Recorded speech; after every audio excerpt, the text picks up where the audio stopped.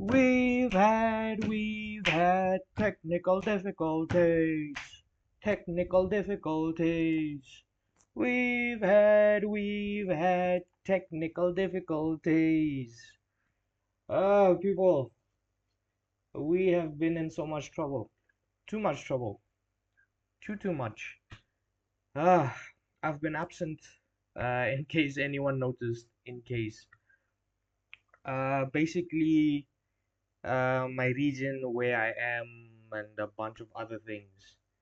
Uh, we have a problem with the way that I wanted to do YouTube, with the way that I intended on running my channel. If you paid attention to the name, it's called the Grandstand Live. So the goal was to do live streams, not really upload videos. But then around April, had to switch to making post match this thing videos, and haven't been able to do live streams since then.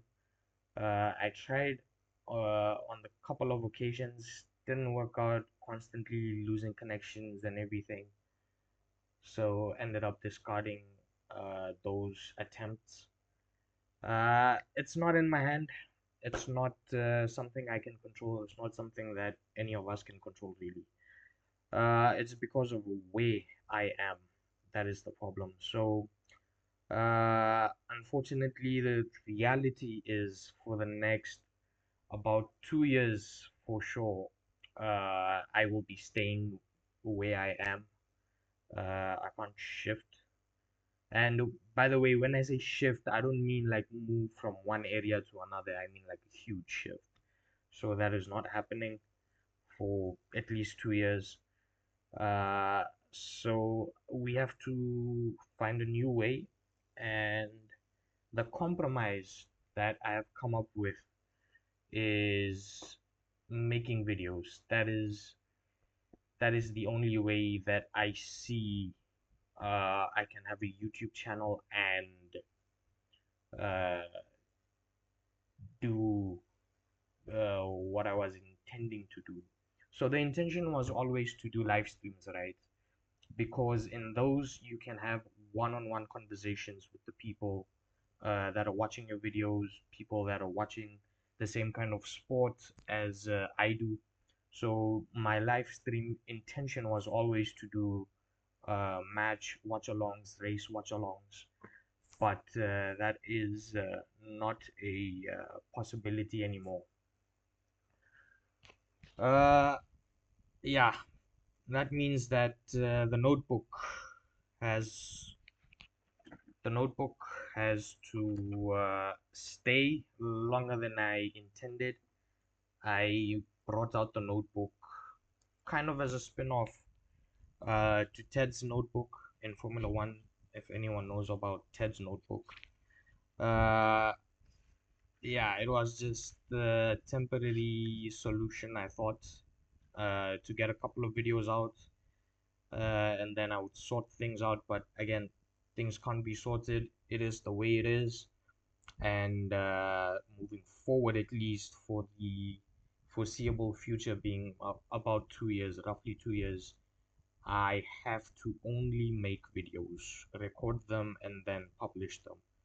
Can't do live streams. Well, actually, that was the whole point of me coming on YouTube, and I can't do it. So, yeah, we need to adjust. We need to adjust. Uh, it's unfortunate, but that is the way it is. So, having said that, it's what, about 4 minutes 30 into the video. Let's get on with life. So, the last time you saw me was the IPL final. Uh, Again, most of my cricket content will be in Hindi because it's mostly Indians that are the larger viewers of cricket. Again, if somebody wants me to speak in English during the cricket portion of the video, Do let me know in the comments. That's all fine. So we finished with the what's it called, IPL, and then we went on to the Cricket World Cup. We had the FIFA World Cup. We had a bunch of races in between, Motogp and Formula One. Springbok season has begun for the odd few that watch rugby. Uh, Again, I used to watch rugby before. I never knew the ins and outs of the rules. Just knew get the ball to the other side, get a try, and then try for the kick between the goal. So I'm still learning my way around rugby, but I was hoping to learn together. That was the point of live streams that we can't do. And then what did we have? We had cricket World Cup. We had FIFA World Cup and Cricket World Cup, Women's T20 World Cup, and India. Wow, wow. India men's ICT. We'll get to all of that. Why are you ringing? Anyways, so FIFA again. I'm not a big fan of football. I've probably said this in one of the earlier streams because I remember talking with someone. I told them to go into the channel description. I have listed a bunch of sports that I follow, I like, I enjoy, and the intention is to stick to those sports. Football is not one of them, uh, but I do watch football solely for the purpose of watching Messi. He is someone who has mastered his, let's say, craft, and whether he scores a goal, whether he's, helping in an assist or whatever, I just want to see the man play. That's basically the only relation I have with football. Couldn't care less about anything else. So Argentina, I knew they were going for the semis. They would make it to the semis. So never watched the league stages, round of 32, 16, and what have you. Watched the semis. Now the problem with the semis, England should have won. If anyone remembers, England was ahead by 2 goals. I want to say England should have won, but they lost. They went way too defensive in the end. They, I think, pulled out a bunch of their midfielders or something like that, and they put in no, they pulled out their strikers and they put in defenders, and they kept the ball. They allowed Argentina to keep the ball in England's side of the pitch. So wrong tactics there for England. It was just a matter of time with Argentina. Uh, if you allow them enough ball possession, especially in your goal area, it's just a matter of time. So Argentina won that. Then in the final, bruh, Spain did what Argentina did, or Argentina used to do, let's say, uh, or had done in the other games, was go ultra aggressive. Don't allow possession, ball possession for the opposition. Keep it with you. Whether you are attacking or you are defending or you're just killing time, keep the ball with you. Basically, that was the play. They get aggressive, you get aggressive, you put elbows out, you do the whole shebang, and basically Spain let's say, out attacked Argentina in the final. They went ultra aggressive. Argentina is aggressive. They went ultra aggressive. Uh, Almost, it was barely, it was like 0% man ball possession from Argentina. It was a shame. One criticism I did have of Argentina heading into the final was they were very reliant, just outside the box, giving the ball to Messi and then having him charge through, like drill through. So that was a area that I was like, ooh, this is where you are losing out.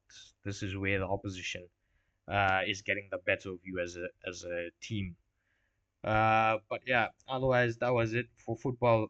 Messi, I haven't heard retirement announcements yet. I know the world is considering him retired. He's 39. The next World Cup. after 4 years in 2030 is going to have, I think, one match or something like that in Argentina. Uh, I think it was one match or something, or a couple of matches in Argentina. So kind of a homish World Cup.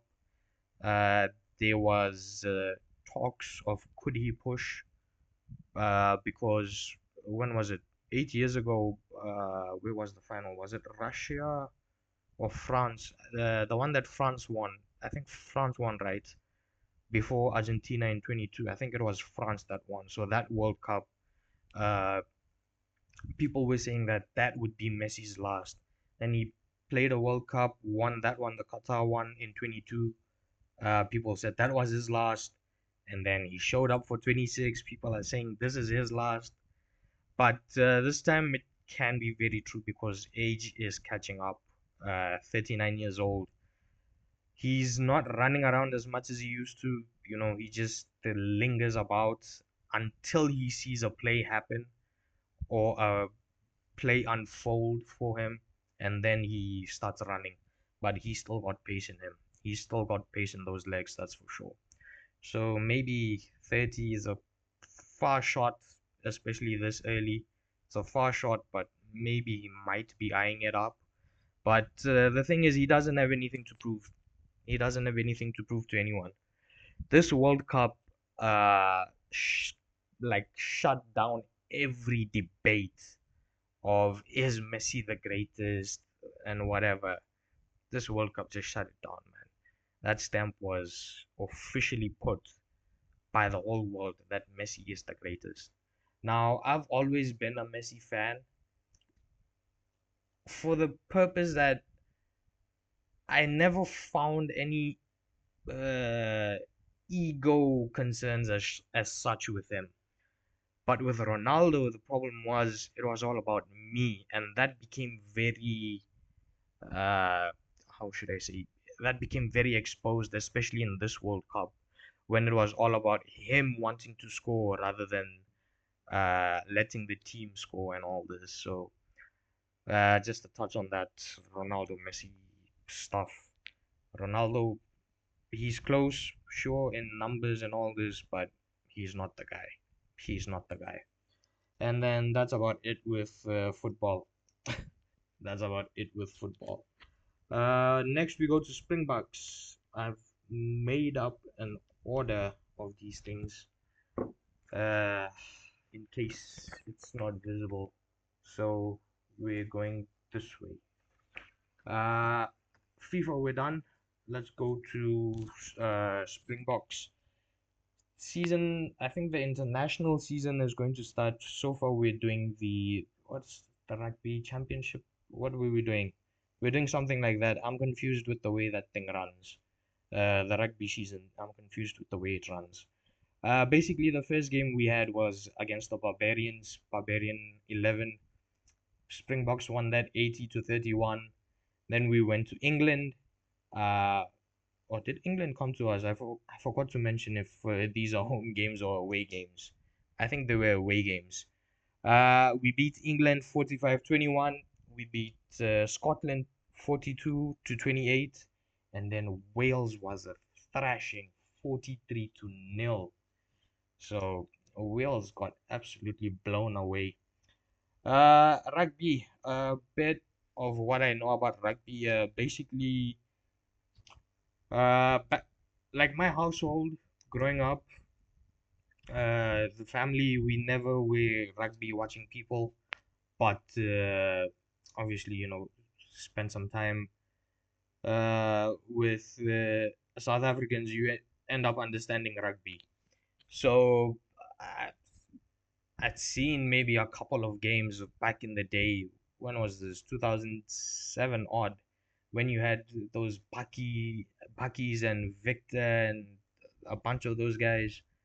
But again, it's never something that I really understood as such, and we never watched it at home, so never grew up a fan of rugby. But it was around 2018 or 19, somewhere there. Was it? When was it? 419. I think it was 19. We had the World Cup, right? The Rugby World Cup. So just got a notification, the Rugby World Cup is happening. What? And started watching from there. Guys like Faf, Sia, Eben, and those guys. Uh, and then afterwards, COVID and all this happened. I want to say 23 was the World Cup. The next one, I want to say 23 was the World Cup. I watched that one in its entirety for the Springboks and Springboks alone. Uh, Rassie Erasmus, that is the man that actually got me back into rugby with all the tactics he pulls. There was a game I want to see in the World Cup. I think it was either England or New Zealand, one of the two.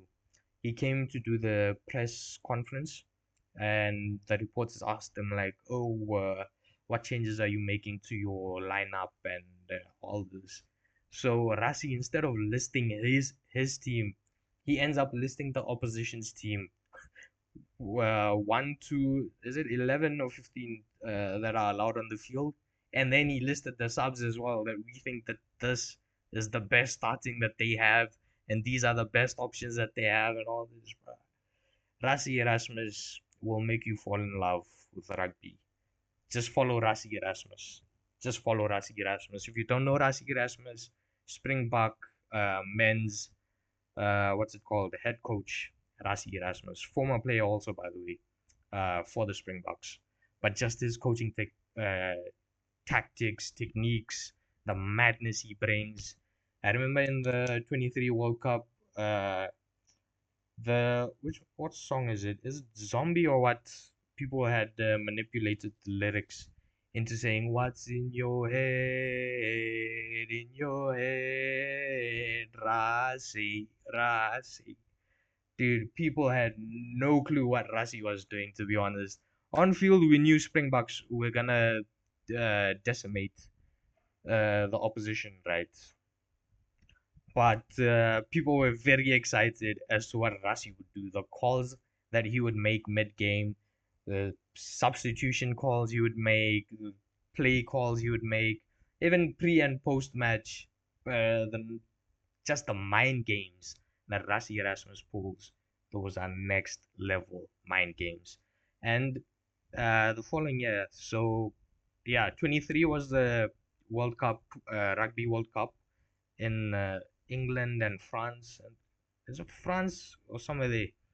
And then the following year, we had the T20 World Cup, Cricket World Cup.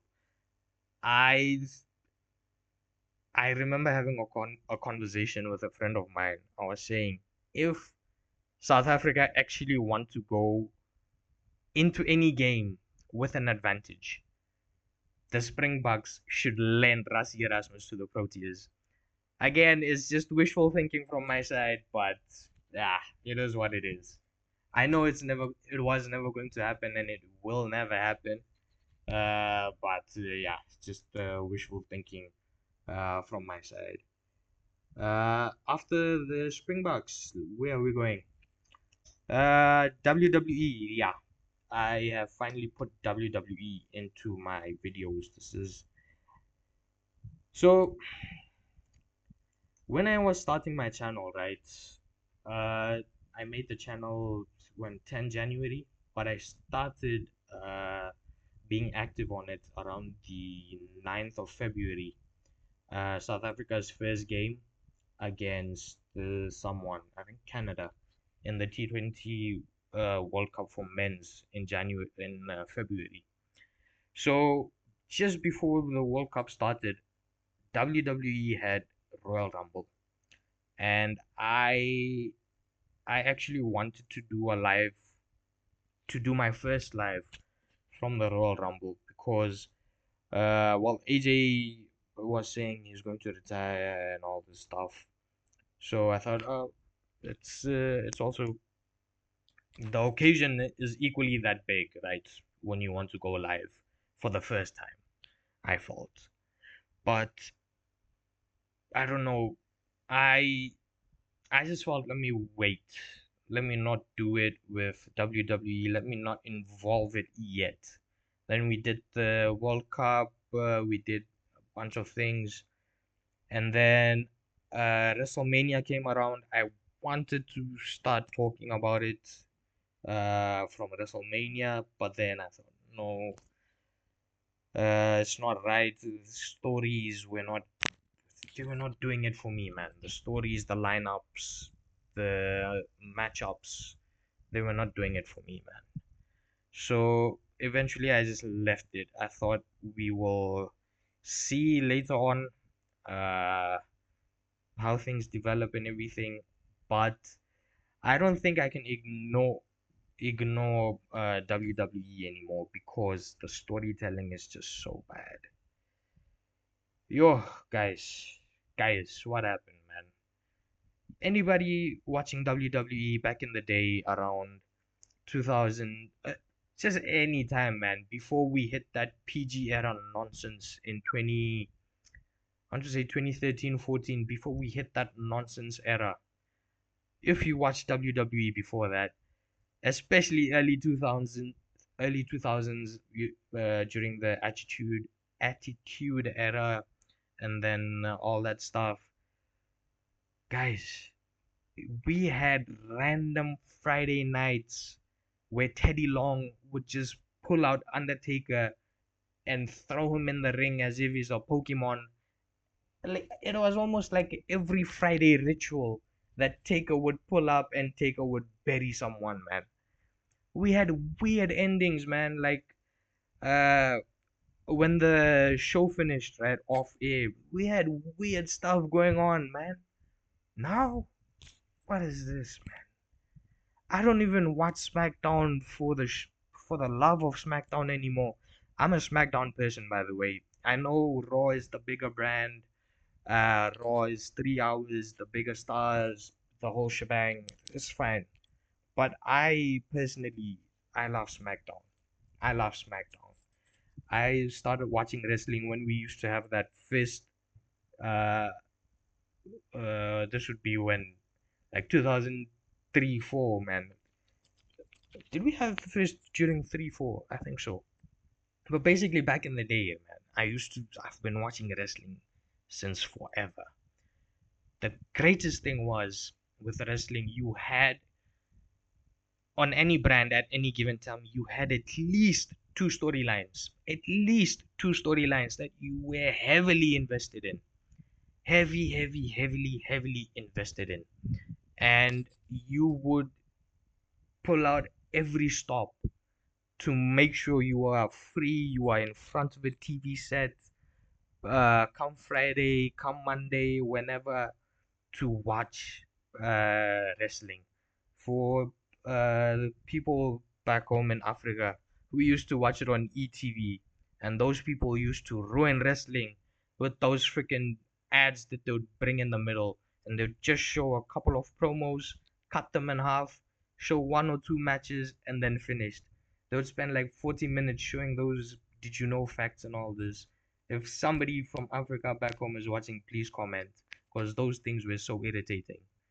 Uh, and then but nowadays you look at wrestling as when Triple H got it around 22, that time, those 2 odd years, 22, 23-ish, 4-ish, it started fading off ever so slightly. Five was just poor mismanagement, man. John Cena was ready to give us a full year, 200 dates or whatever he said. He was ready to give that to us. What did management tell him? Just need 36 or 33 or whatever that number was. What? We could have had John Cena bearing people on the mic, man. Walking around with that golden shovel that everyone has, what should I say? Everyone has labeled him to carry and bury talent. Dude, what's going on, man? Creative is just, I feel like vomiting, man, when I see what's going on. People aren't being used properly. The show is not entertaining at all. For the fans that go, man, at least I can say I've not spent money to go watch wrestling in these times. But the people that spend money, the people that go to the shows, the people that buy merchandise, okay, merchandise at least. But bruh, those shows are just with Raw. At least you've got a portion with Seth, you've got a portion uh with someone else, another big name, Roman or whoever. But on SmackDown, it's just Cody, man. It's just been Cody.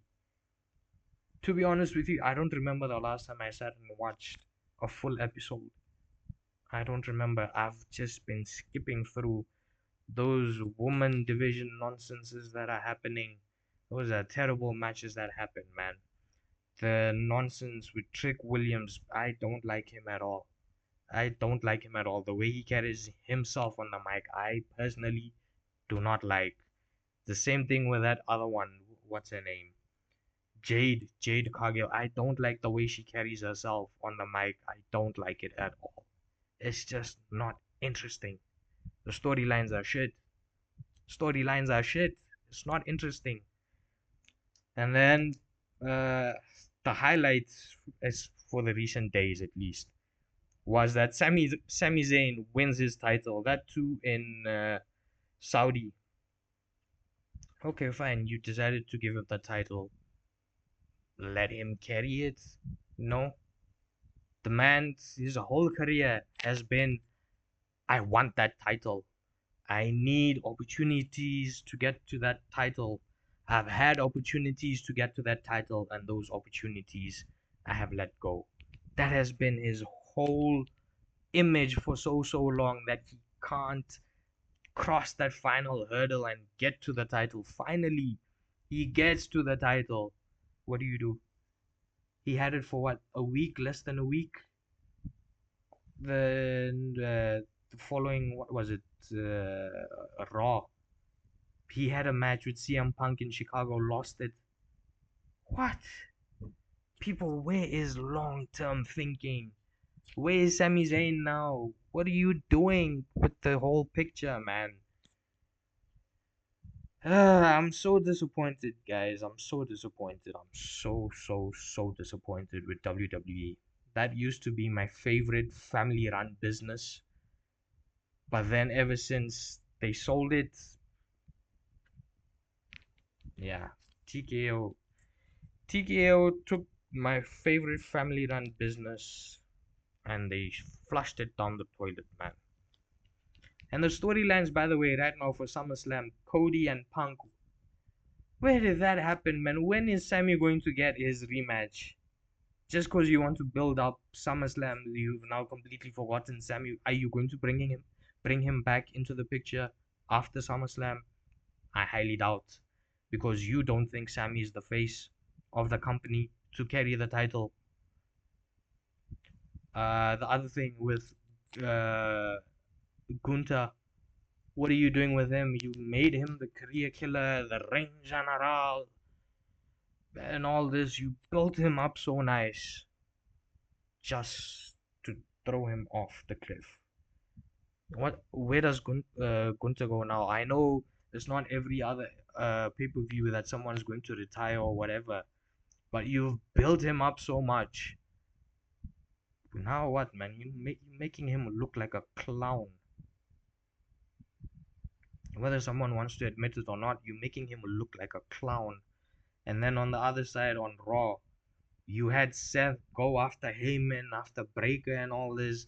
Seth loses one match to Breaker, and now all of a sudden he's paying attention to Roman Reigns because you need to sell tickets for SummerSlam because people aren't interested in buying your tickets anymore, man. WWE is a big letdown in today's world, especially in storytelling. The problem is, people like me, we are loyal to WWE. That was, I didn't have access to TNA and all these things. Just WWE was the only one on TV. So we've been watching that. Guys like Randy and Ray and Cena and Shawn and Edge and Taker and Booker T and Teddy Long, and back in the day you used to have Punk feuding with what's his name, uh Cena, and then in that feud you'd throw in Triple H, throw in Diesel, you'd throw in John Laurinaitis, you'd throw in Vince. Dude, WWE used to mean something, man. Nowadays, TKO just wants money so that they can get out of debt. I didn't put you in debt, man. Why are you overcharging me? That's my question for TKO. I didn't put you in debt. Why are you charging money from me? Why are you charging extra money from me is a better way to put it. Uh, yeah, it's a shame. SummerSlam is this weekend. I've saved the card. We'll run down the card later on. I've saved some things on Twitter. That's when we'll run down the card of SummerSlam.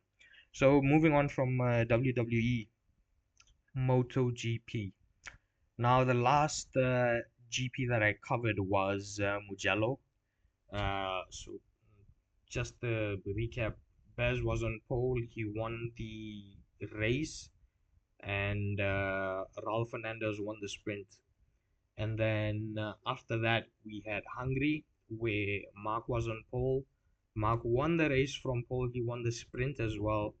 And then the podium, the first two positions were the same. Mark won with Pedro P2, but P3, Pecco was P3 in the race, and Bez was P3 in the sprint.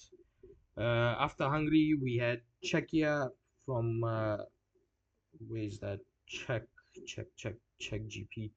Iogura got pole. Mark won the race. Iogura was second. Pecco was third in the main race, but in the sprint, Pecco won. He was P1. Iogura P2 and Mark P3. Then you go to Dutchland, Netherlands. Hoy was on pole. Iogura won finally the race. He won. Oh, wait, what am I saying? Yeah, Iogura finally won the race. Finally, a Japanese rider. Sorry, my bad. Finally, after so many years, a Japanese rider won the race. Iogura won with Raul Fernandez in P2 and Jorge in P3. In the sprint, Raul was P1, Iogura was P2, so the Aprilias just switched positions, and Digi was the man in P3 on the sprint podium. And then your final race before the summer break, Sachsenring, Germany. That's Mark's ground, man. Who's going to win in Sachsenring apart from Mark? I think he made 10 wins. Is it 8 or 10 wins? I think 10 wins he made it at the Sachsenring. So he was on pole. He won the race. He won the sprint as well. Where are we? He won the race. He won the sprint as well. P2 in the race was Iogura. P2 in the sprint was Alex. P3 in the race was Raul, and P3 in the sprint was DJ. So that's basically your results for Hungary, Czechia, Netherlands, and Germany. 4 GPs we missed out on. 4 GPs. Big news that rider market is it exploded. Let's say. Uh, I think it was the Mugello one. I mentioned somewhere, I'm not sure where, but somewhere I mentioned that Pecco was rumored to be going to Aprilia and all this stuff. He's leaving Ducati. Ducati's golden boy is leaving Ducati, and Pedro was going there. So at that time, I think it was either Mugello or the race before. Was it Barcelona or which one? And that one I had mentioned this. So at that time, these two I knew were going to flip teams. Pecco, the place that I got the news from, let's say, I was 100% certain that the contract has been signed and the deal has been finalized. They're just waiting to announce. So Pecco, finally the announcement came through. Pecco and Bez will be racing for Aprilia. Again, I've saved the post about the current lineup as it stands on Twitter. We'll do that at the end. So Pecco and Bez will be racing for Aprilia. Mark and Pedro Acosta will be racing for Ducati. Gresini finally, I will say, for Joan Mir, he finally deserves a bike that will allow him to stay on for the entirety of a race.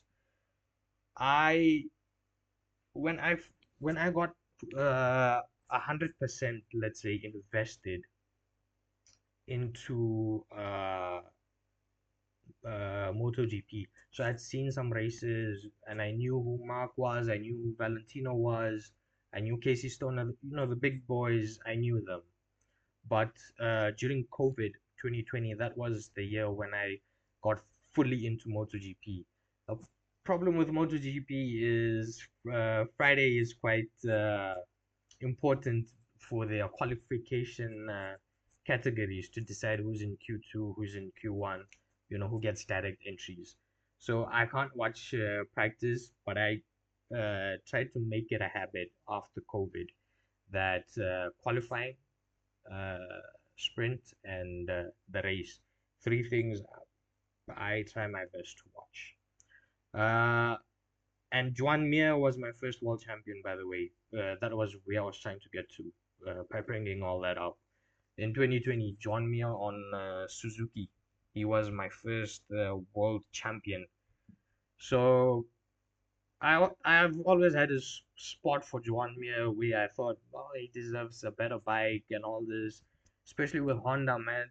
That man, how he and let's say Mark before he left for Ducati, how these two didn't end up retiring from a Honda stint was beyond me. Was beyond me because Mark, I'm sure everyone knows, he used to override that bike to try and pull out some sort of a what's it called? Some sort of a result. He would override that bike like there's no tomorrow. And the thing with John Mir was that man would try his best to work around the bike, but the bike kept flipping him off, kept crashing, so many crashes, man, John Mir. Finally, he's going to Gresini, he's going to be having a Ducati, a stable bike. At least he's not going to be flying off the bike, at least. So, great news for that man. Gresini also, by the way, you get your weekend right, get your setups right, could be fighting for wins next season. Who knows? And they've also gone with Holgado, Danny Holgado, uh, the Moto is two, yes, Moto2 rider. He's being given a seat in MotoGP. Honda, big news. Yamaha and Fabio Quartararo part ways. Again, it's not breaking news because it's been out for a couple of days. I have been missing for a couple of days. But yeah, it's a big split, man. Big split. Big split. Yamaha had invested a lot in Quadraro. Quadraro also showed a lot of faith back in them. But yeah, uh, he doesn't have faith in the project, so he's decided to part ways. Second rider yet to be announced at Honda. At LCR, Joan Zarco is he signed on for next year. But his teammate is not yet final. Joan Zarco. He's still, by the way, recovering from injuries from being run over. I think it was in Barcelona when they had that crash into turn one. I think it was in Barcelona. Uh, so yeah. Also, I think I have saved a post on Joan Zarco as well, mentioning about his comeback. And then Yamaha, they announced Jorge Martin. Yeah, that Aprilia and Jorge relationship. Yeah, I didn't see Jorge sticking around. Even if he looked at the package, he wanted to stay around. I don't think Massimo, is it Massimo, the team principal? I think it's Massimo, his name. Uh, I didn't see him too keen on Jorge. Aleix Espargaro, when he retired, I want to say, was a big hand in Jorge going into Aprilia from Pramac, but yeah, that relationship didn't turn out. I think if he hadn't had that injury, if he hadn't had that break out of the bike, maybe things would have been different in that relationship with Aprilia and Jorge. But yeah, things fell off quite quickly, to be honest. Jorge trying to break contracts, Aprilia being assertive that no, we have a contract for you to race in 26 and all this. So yeah, that relationship, I didn't see a renewal coming Jorge's way. So Jorge is going to be teaming up with Ayagura. Ayagura is leaving Trackhouse Aprilia. Interesting choice. Interesting choice. Trackhouse has actually let go of Ayagura and Rolf Fernandez. Both riders will be replaced with two new riders at Trackhouse. Interesting call-outs, eh? I would have kept both of them, the consistency, but okay, okay. I'm not in Trackhouse or anything, so okay. And then VR46 is another team that doesn't have any riders as yet. Of me making this video, VR46 doesn't have any riders. And where's the other team? KTM, Tech 3 KTM, that is, doesn't have any riders announced uh, for their bikes next season onwards. The next team is KTM, the main team, KTM.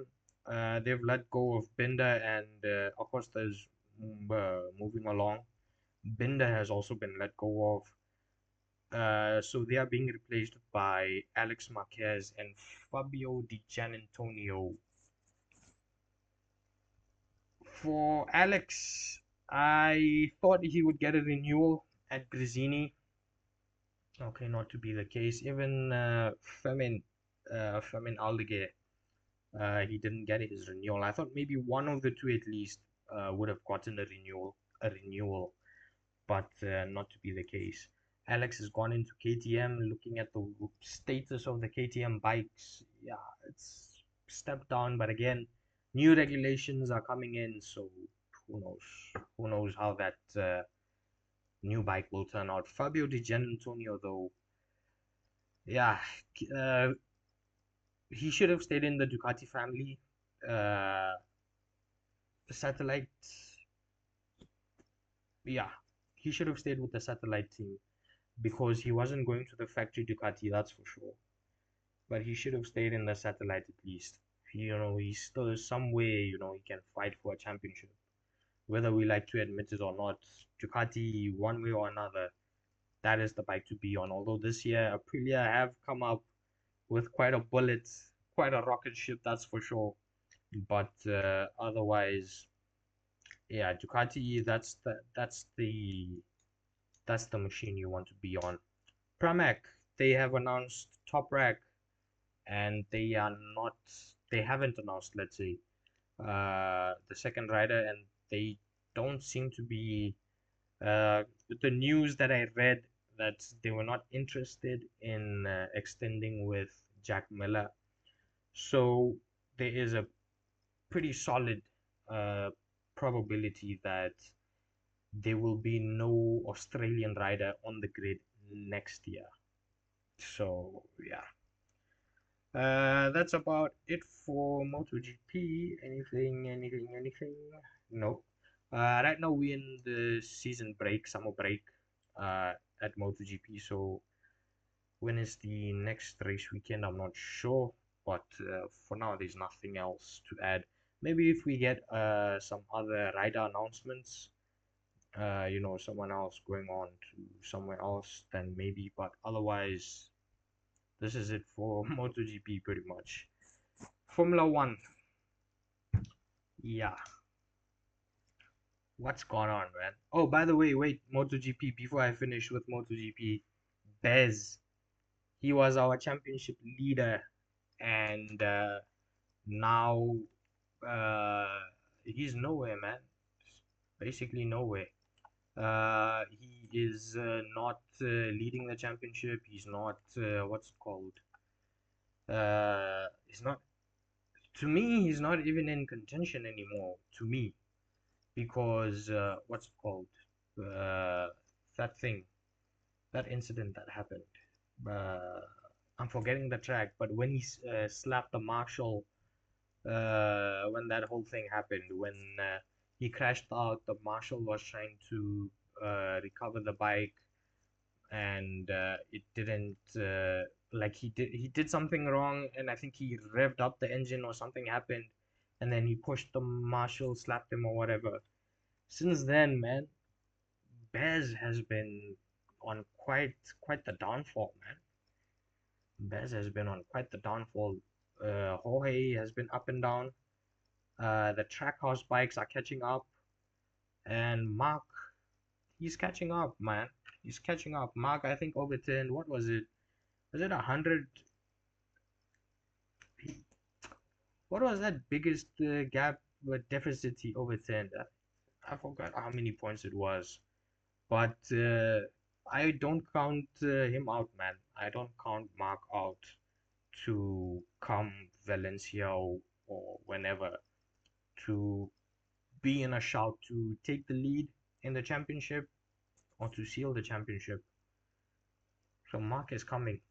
This break, people need to reset, wipe the board clean, wipe the slate clean, reset, and by all means necessary, if they want to have a chance at winning, they need to just match Mark. You match Mark, you'll be in with a shot. You try to overdo Mark, you're going to lose out. If you somehow match Mark, you'll be in it with a shot. So just that last quick bit on MotoGP.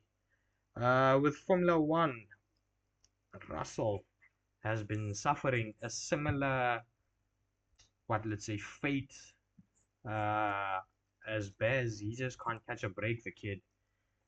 Ever since I want to say Canada, he was having a good fight with Kimi, swapping positions, clean racing, hard racing, engine blows. And then you had Silverstone when he had the puncture and all this. He walked away with points, but he got lucky, man. He got lucky, Silverstone. Mercedes, though, yeah, Silverstone. We'll get to Silverstone in a bit. Let's just, first of all, let's go through the results. Formula One, Miami was the last video we did for Formula One. Kimi was on pole. Kimi won Miami. From then on, we've had 1, 2, 3, 4, 5, 1, 2, 3, 4, 5, 6, 7 races, and 2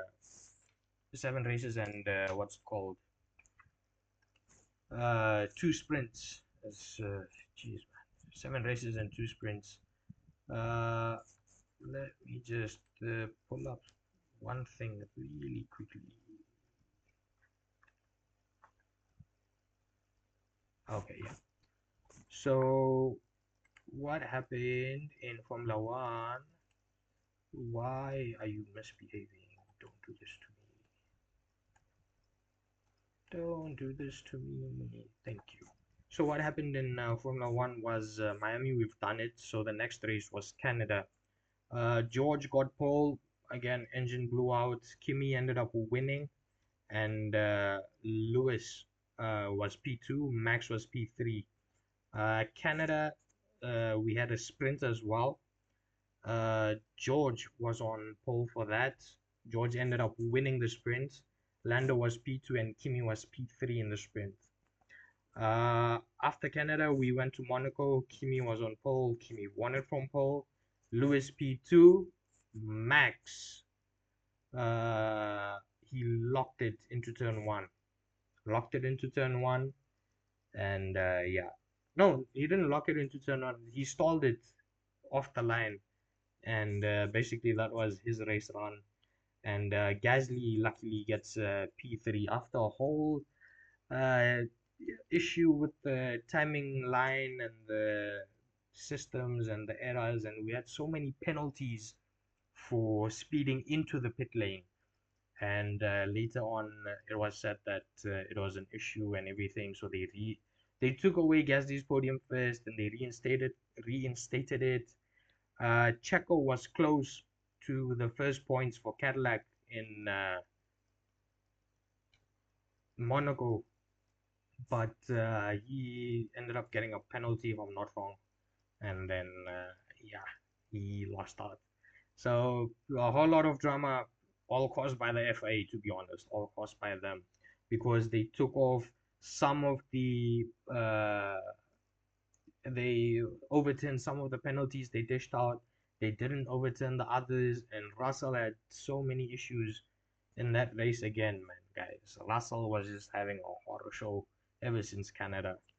Uh, that was that Kimi, Lewis, and Gasly podium. Barcelona, George was on pole. Lewis ended up winning.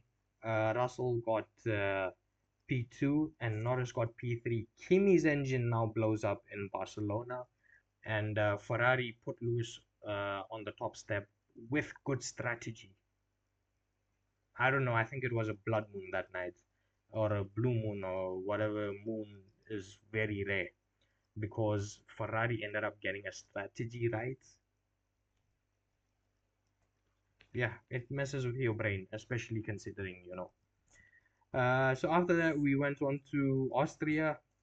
George was on pole. George won from pole. Max was P2 and Kimi was P3. Then we went to Britain. We had the sprint. Lewis was on pole. Kimi won. Lewis was P2 and Lando was P3. In Britain, the main qualifying, Kimi got pole for the main race. Leclerc won the main race, although uh, Kimi Kimi was hunting him down. Let's say he had the better tire offset. He was hunting him down. We were on for quite the finish, and then it seemed like his car broke. Uh, Not to be the case. He was managing some stuff. Tried to stay out, stick it out, tough it out. Didn't really work out. Then the race finished on the safety car, and you had all sorts of issues, man. Mercedes, I've written some notes down. I'll get to those after I finish with the results. Mercedes got lucky that day with George in P2. That's for sure. So Leclerc won, Russell P2, Lewis was P3 in the main GP. And then Spa, Kimi pole, Kimi wins, Leclerc P2 and Max P3. And then in Hungary, Lando was on pole, and then Lando won with Max P2, and Kimi was in P3. So that was it? Yes. That was the what's it called? The races, the GPs so far. Those were the results of the GPs so far from Miami till now. Now we are in the summer break, so yeah, everyone's recharging. And then a couple of days ago, the photo goes viral of Lewis, of Toto and Max and Kelly uh, enjoying summer vacations together with Kimi, and Susie was there.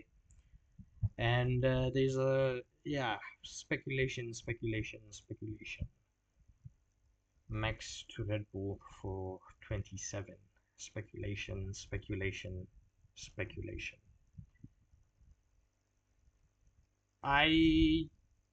I'm not sure. I think I have previously in the lives mentioned it. Max, he doesn't owe Red Bull anything as such, and nor does Red Bull owe anything to Max as such. Uh, Red Bull invested in Max. Max gave them titles. So that's the give and take from both sides. Done. But I don't know. I'm someone about loyalty. I'm someone who always thinks of loyalty. And what Max and his team have done with Red Bull, slightest bit of inconvenience, and you just hear rumor after rumor post the race weekend that Max is having conversations, Max to Mercedes, Max is being linked with Toto, and all this and all that. If if I am Max, which I'm not, and he has his rights to think however way he wants, and he can win titles with other teams as well. It's not like he signed his life to Red Bull or anything, right? But because I am at first a Red Bull uh, supporter, then Max, I would just like some loyalty if it's there. Don't. I know the car is shit. We are struggling, but we're not that bad. We're not that bad. We were there or thereabouts, near the podium, and then we've gotten on the podium now. We are there or thereabouts, man. Nobody is happy with the regulations. Nobody is happy with any car. I bet you even Kimi is still complaining about those battery issues and how to manage it and everything. But if I am Max, I would just say to Red Bull, man, just give me the car. I can wait. Half the season's done. We're not going to win every race in the second half. Even if we do, what's the likelihood of me winning the championship? Dude, just tell them, man, next year I am with you. We will see next year, man. I know with racing drivers, the egos go out and they go above the skies and such and out of this world, but just some loyalty is all I ask. Is all I ask.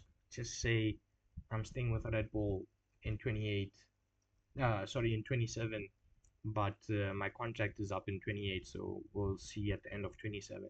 Just put out a simple statement like this. Stop harassing me as a Red Bull fan. I I got into Red Bull. Well, first of all, it's exciting, and growing up, Red Bull was always, the extreme ones, the pushing the boundary ones, and all this. So that, and then also they had Seb.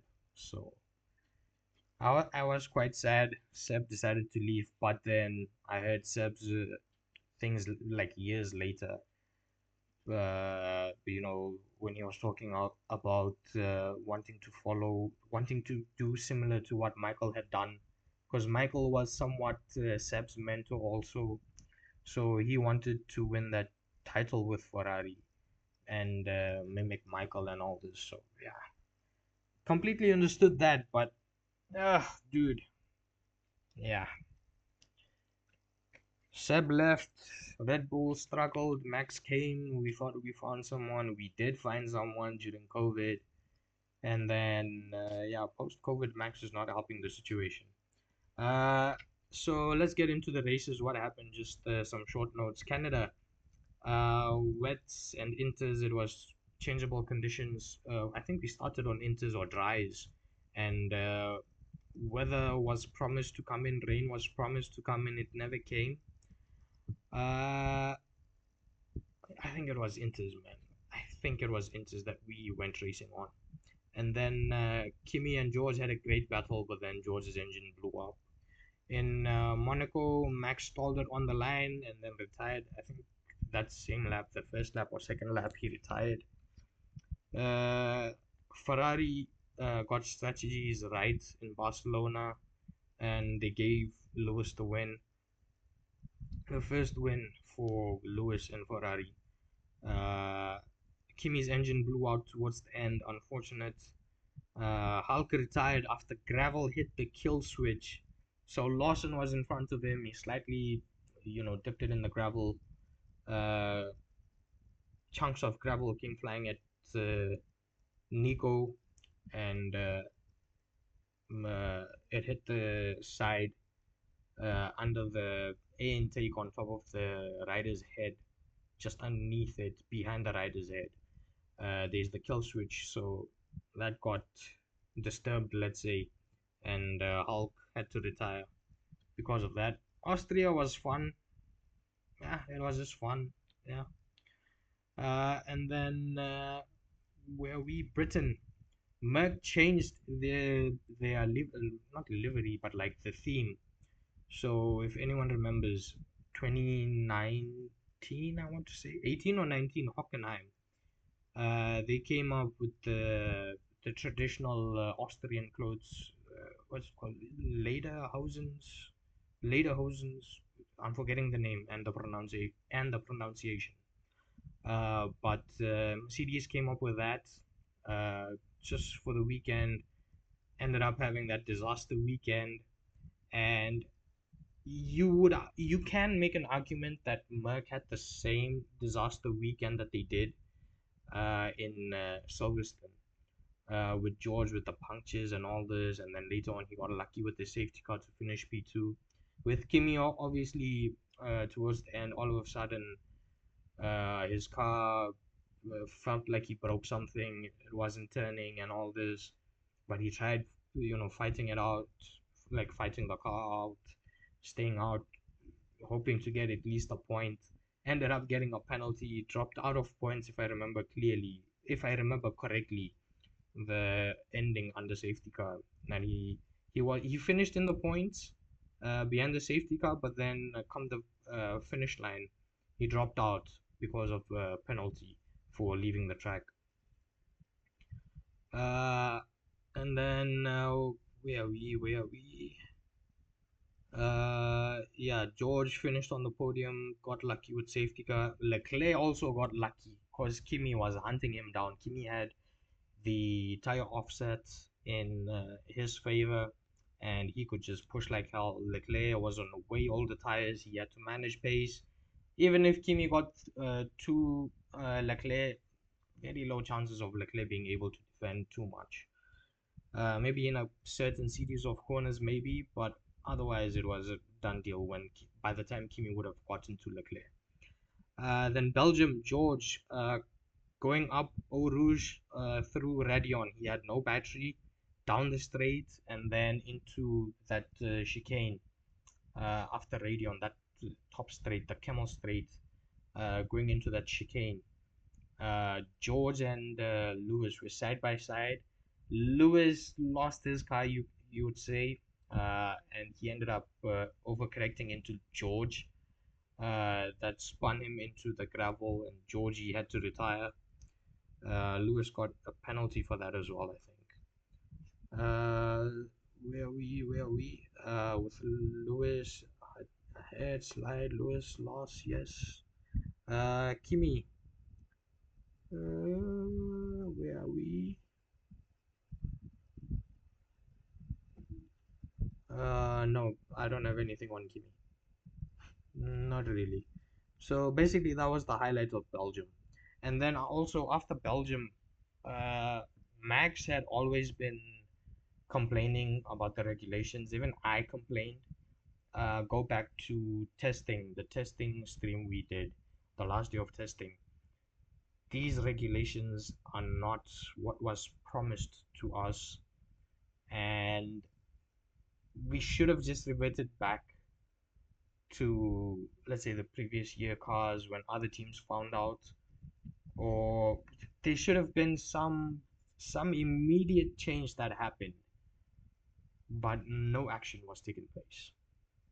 And then a couple of races later, they decided to modify the battery recharge amounts and what the deploy amounts and all this. But yeah, like it for some circuits it worked out ish, but yeah, the racing is still pretty bad.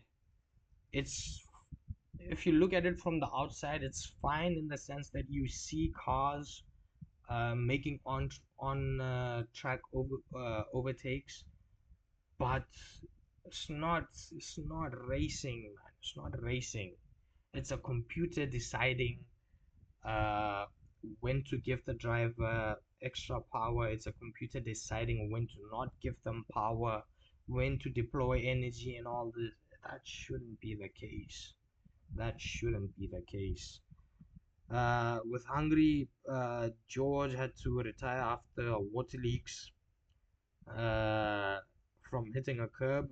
They also ended up putting a new engine in completely for the man. And on the start line, he went into anti-stall. Jeez, man, George can't catch a break. George and Bez, and they can't catch a break, man. These two. And then George fell to the back of the grid. He at least recovered up to P7, but then yeah, by the time he got back into his starting position, the leaders were gone. So terrible race, Hungary for him. Back markers were a big issue. Back markers were a big issue. Whether it was Oscar being held up by Science, whether it was Max being held up by the Racing Bulls, by the Toro Rossos, yeah, I don't know. People were saying that the teams were having radio issues with the car, but dude, just go and look at the race. You can see blue flags, like the panels and everything. So the driver had uh, enough information to know that a lead car is coming and he needs to go through. With Carlos, I like the guy too, but yeah, he's being a, what do I say? He's being a bleep of it about the situation. He's being a bleep about the situation. Uh, that's the best way I could do it. Don't judge. He was at fault. He had been told for quite some corners. I think 8 times he either was told or he saw the blue flag panel 6 or 8 times. He's completely at fault. He needs to put that ego and attitude away. He's the one to blame for that incident with Oscar. With the Racing Bulls, yeah, probably they just got way too caught up. Yeah, probably. And Max, yeah, those morons. Yeah, it's fine. It's fine. We went fighting for the win, but yeah, that's fine. Yeah, it's fine. That's Formula One done, dusted. Geez, 1 hour eight almost. After that, cricket. Yay.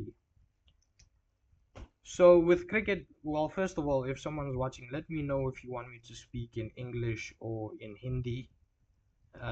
When I talk about the Indian cricket team, I will talk in Hindi. So let me know if someone is watching who would prefer English. I will then keep it in my head to make the entire video in English. So cricket, we went to the T20 World Cup. South Africa, Australia, India, two spots available in the semifinals, and three teams fighting for it. So South Africa lost to Australia.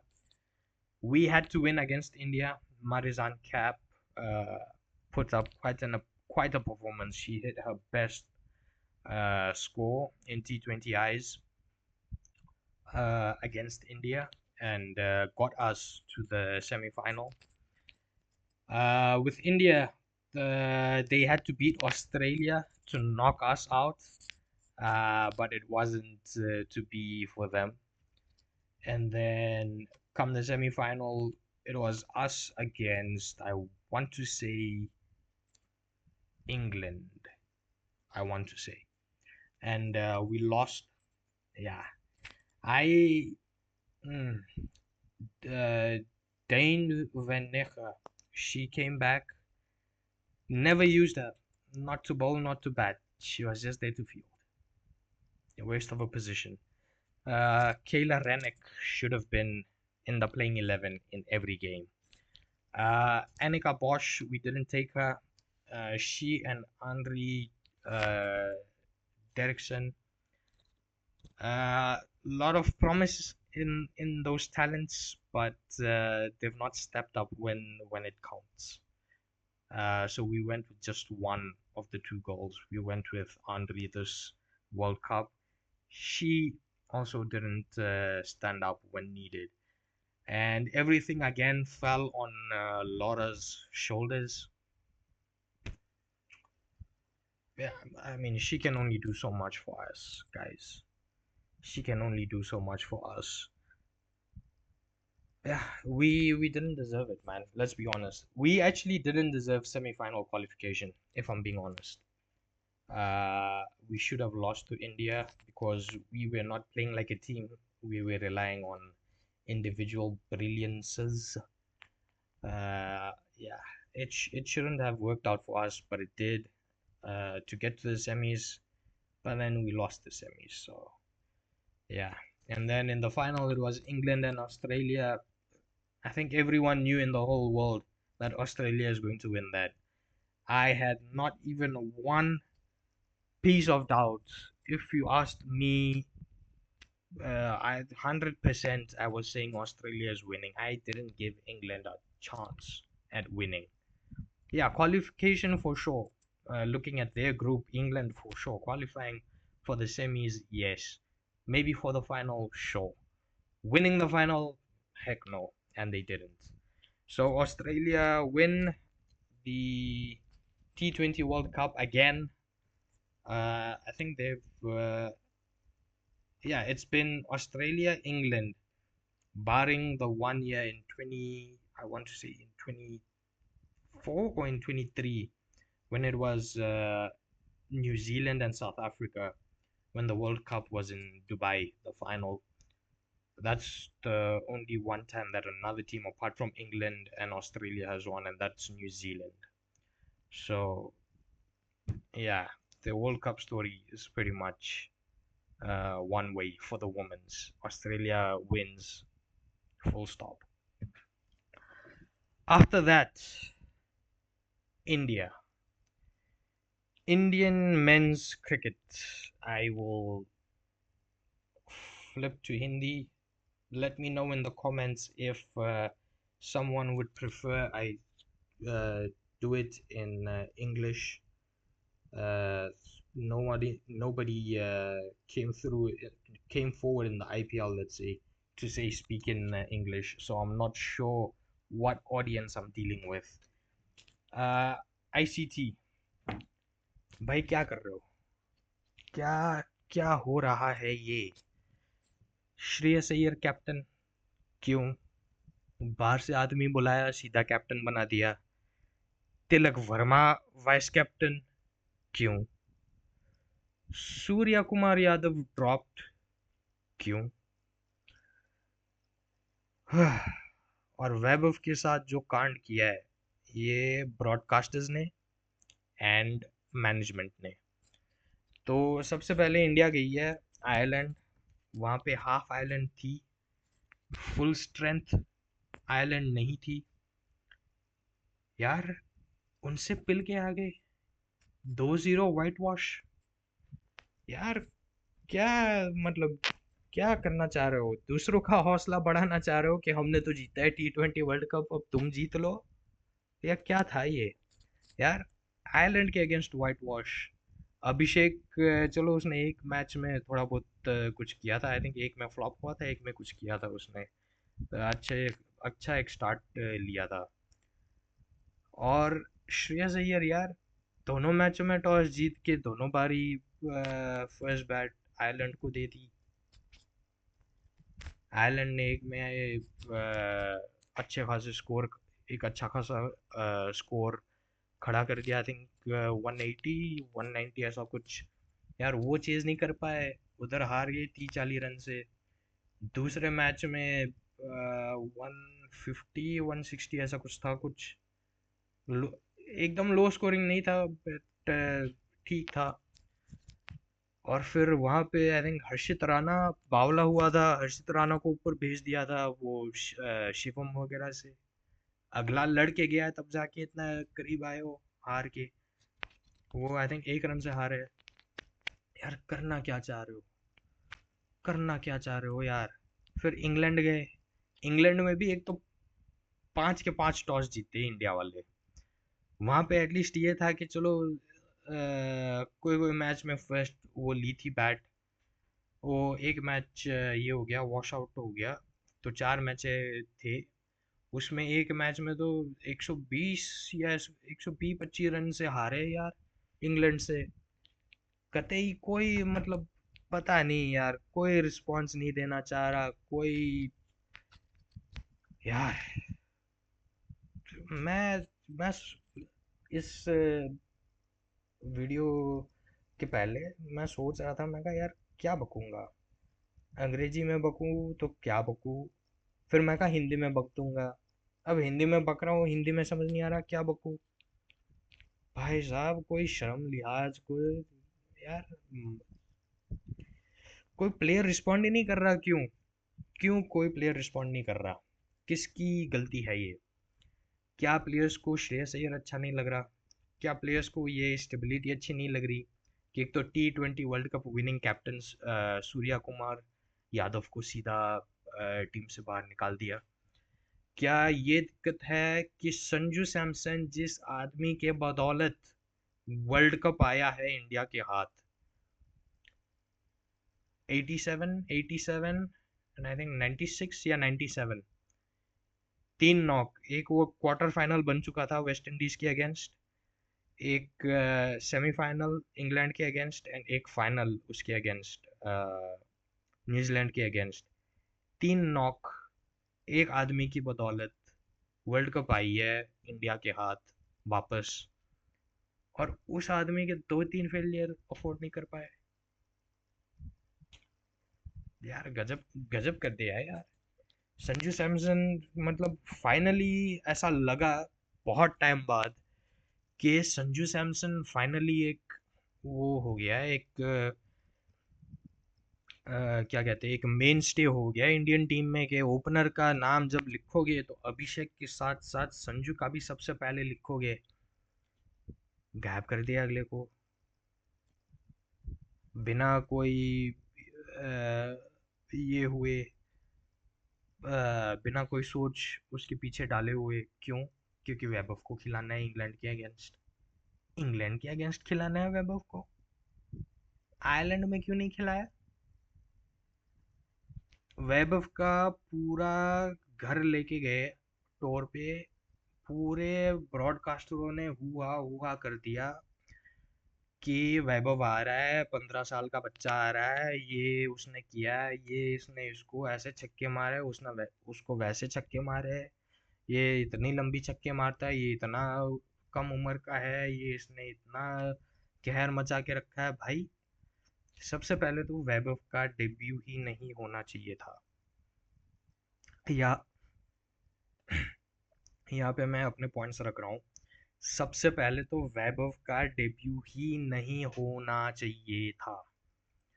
15 साल का है, उसके अल्ले पल्ले है 2 IPL के season, और एक पिछले साल वो वर्ल्ड कप था वो अंडर 19 वाला 50 ओवर्स वाला। 3 चीजें हैं उसके अल्ले पल्ले। तीनों में चलो उसने अच्छा किया है फॉर हिज एज, फॉर जिस लेवल ऑफ मैच्योरिटी उसने दिखाई है वो उसने बहुत अच्छा किया है, नो डाउट। बट आईपीएल को हमेशा इंटरनेशनल से अलग रखना चाहिए। आईपीएल में देते हो फ्लैट विकेटें, आईपीएल में होता है इम्पैक्ट रूल। आईपीएल में बैटर्स का यही होता है कि पहले बॉल से जाके उड़ाओ, ना किसी ने कोई देखना दुखना, ना किसी ने इनिंग बनानी, ना कुछ।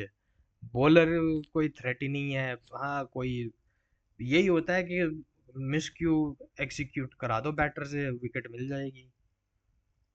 मेन तो यही होता है बॉलिंग में कि मिस क्यू अगर हो जाए उससे एग्जीक्यूट, अगर बैटर से मिस क्यू हो जाए बॉल तो फिर ठीक है, वरना सेटअप वगैरह तो चला ही गया। बैटर को सेटअप करना एक यॉर्कर के लिए या एक इन स्विंगर के लिए, ये सारी चीज़ें तो चली गई अब आईपीएल से। तो किस बेस पे वैभव को जज कर दिया कि वो इंटरनेशनल लेवल का वो प्लेयर है? क्योंकि वो छक्के मारता है, क्योंकि उसने स्टार्क को छक्का मारा है, बुमराह को छक्का मारा है, कमिंस को छक्का मारा है, जोफ्रा को छक्का मारा है, और कौन है बड़ा बॉलर, रबाडा को छक्का मारा है, हार्दिक को छक्का मारा है, पता नहीं होंगे जो दो तीन और बॉलर, इनको छक्का मारा है, इसलिए उसका डेब्यू करा दिया कि वो हर पिच पे जाके छक्का ही मार देगा। तो हर पिच फ्लैट होती है, आईपीएल जितनी फ्लैट होती है, आईपीएल में 250 200 20 300 बनाने के चक्कर में फ्लैट विकेट इतनी दे दी कि बैटर का गेम कर दिया। तो वो उस गेम को डायरेक्ट अब इसमें ट्रांसलेट कर रहे हो कि इंटरनेशनल पे भी इसी लेवल के पिचेस होंगे फ्लैट। वैभव का बनता नहीं था डेब्यू, सबसे पहली बात, क्योंकि उसके अल्ले पल्ले ही कुछ नहीं है, दो आईपीएल और एक ये वर्ल्ड कप के अलावा। उसको खेलने दो डोमेस्टिक में और उसको पक्का होने दो। ऐसा नहीं है कि वो एक आध साल बाद वो 40 साल का हो जाएगा, उसका रिटायरमेंट आ जाएगा एक साल के बाद। उसको और पकने दो, मतलब और वो तैयार होने दो उसमें डोमेस्टिक वगैरह में, जहाँ पे ठीक ठाक वो देते हैं विकेट वगैरह। ये डोमेस्टिक जो सर्किट है, विजय हजारे, रणजी एंड वो मुश्ताक अली, इसमें चलो कोई कोई में होते हैं बहुत हाई स्कोरिंग, बट अदरवाइज थोड़ा सा बैलेंस होता है, बॉलर्स के लिए भी कुछ है, बैटर्स के लिए भी काफ़ी कुछ है। आईपीएल में सिर्फ बैटर का वो बना के रखा है, टूर्नामेंट सिर्फ बैटिंग टूर्नामेंट बना के रखा है वो। तो उसको उधर ही रहने देते, इंडिया में ही रहने देते, उसको इंटरनेशनल पे लाते ही नहीं, डोमेस्टिक तक ही रहने देते, आईपीएल तक ही रहने देते। और जब उसको ले ही आए, जब अगर कर आया था उसमें प्रेस कॉन्फ्रेंस में, उसने मुंह खोल ही दिया कि हमने सिलेक्ट नहीं किया है, उसने खुद को सिलेक्ट करवाया है अपनी परफॉर्मेंसेस के साथ। तो एक as a selector, as a team management, as a head coach, इतनी अक्ल बुद्धि नहीं है कि आयरलैंड के खिलाफ डेब्यू कराते अगले का पहले मैच में। पहले मैच में रन आते, दूसरे में खिला देते। पहले में नहीं आते, इंडिया हार जाती, दूसरे मैच में बिठा देते कि अरे सीरीज ड्रॉ करनी है, बच्चा अभी हमें नहीं लग रहा वो तैयार है, वो थोड़ा इंटरनेशनल ये वो कोई भी बहाना बोना मार के आयरलैंड के अगेंस्ट सेकंड मैच में बिठा सकते थे। और फिर इंग्लैंड में तो ले जाने का कोई मीनिंग ही नहीं था, उसको घर भेज देते वापस। किसने सवाल करना था कि क्यों भेज दिया वापस? प्लान यही था कि उसको डेब्यू करा के वो जो यंगेस्ट डेब्यूटेंट वाला जो वो है सिस्टम, रिकॉर्ड, वो उसके नाम कराना है।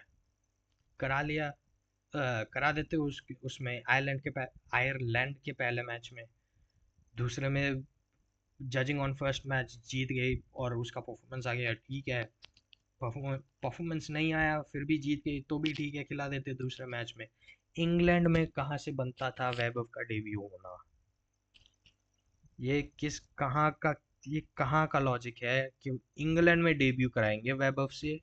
क्योंकि दो तीन फेलियर आ चुके हैं संजू के, और अगला हमारे प्लान में से अब चला गया है, अचानक से चला गया अगला, तो ले ही क्यों गए संजू को?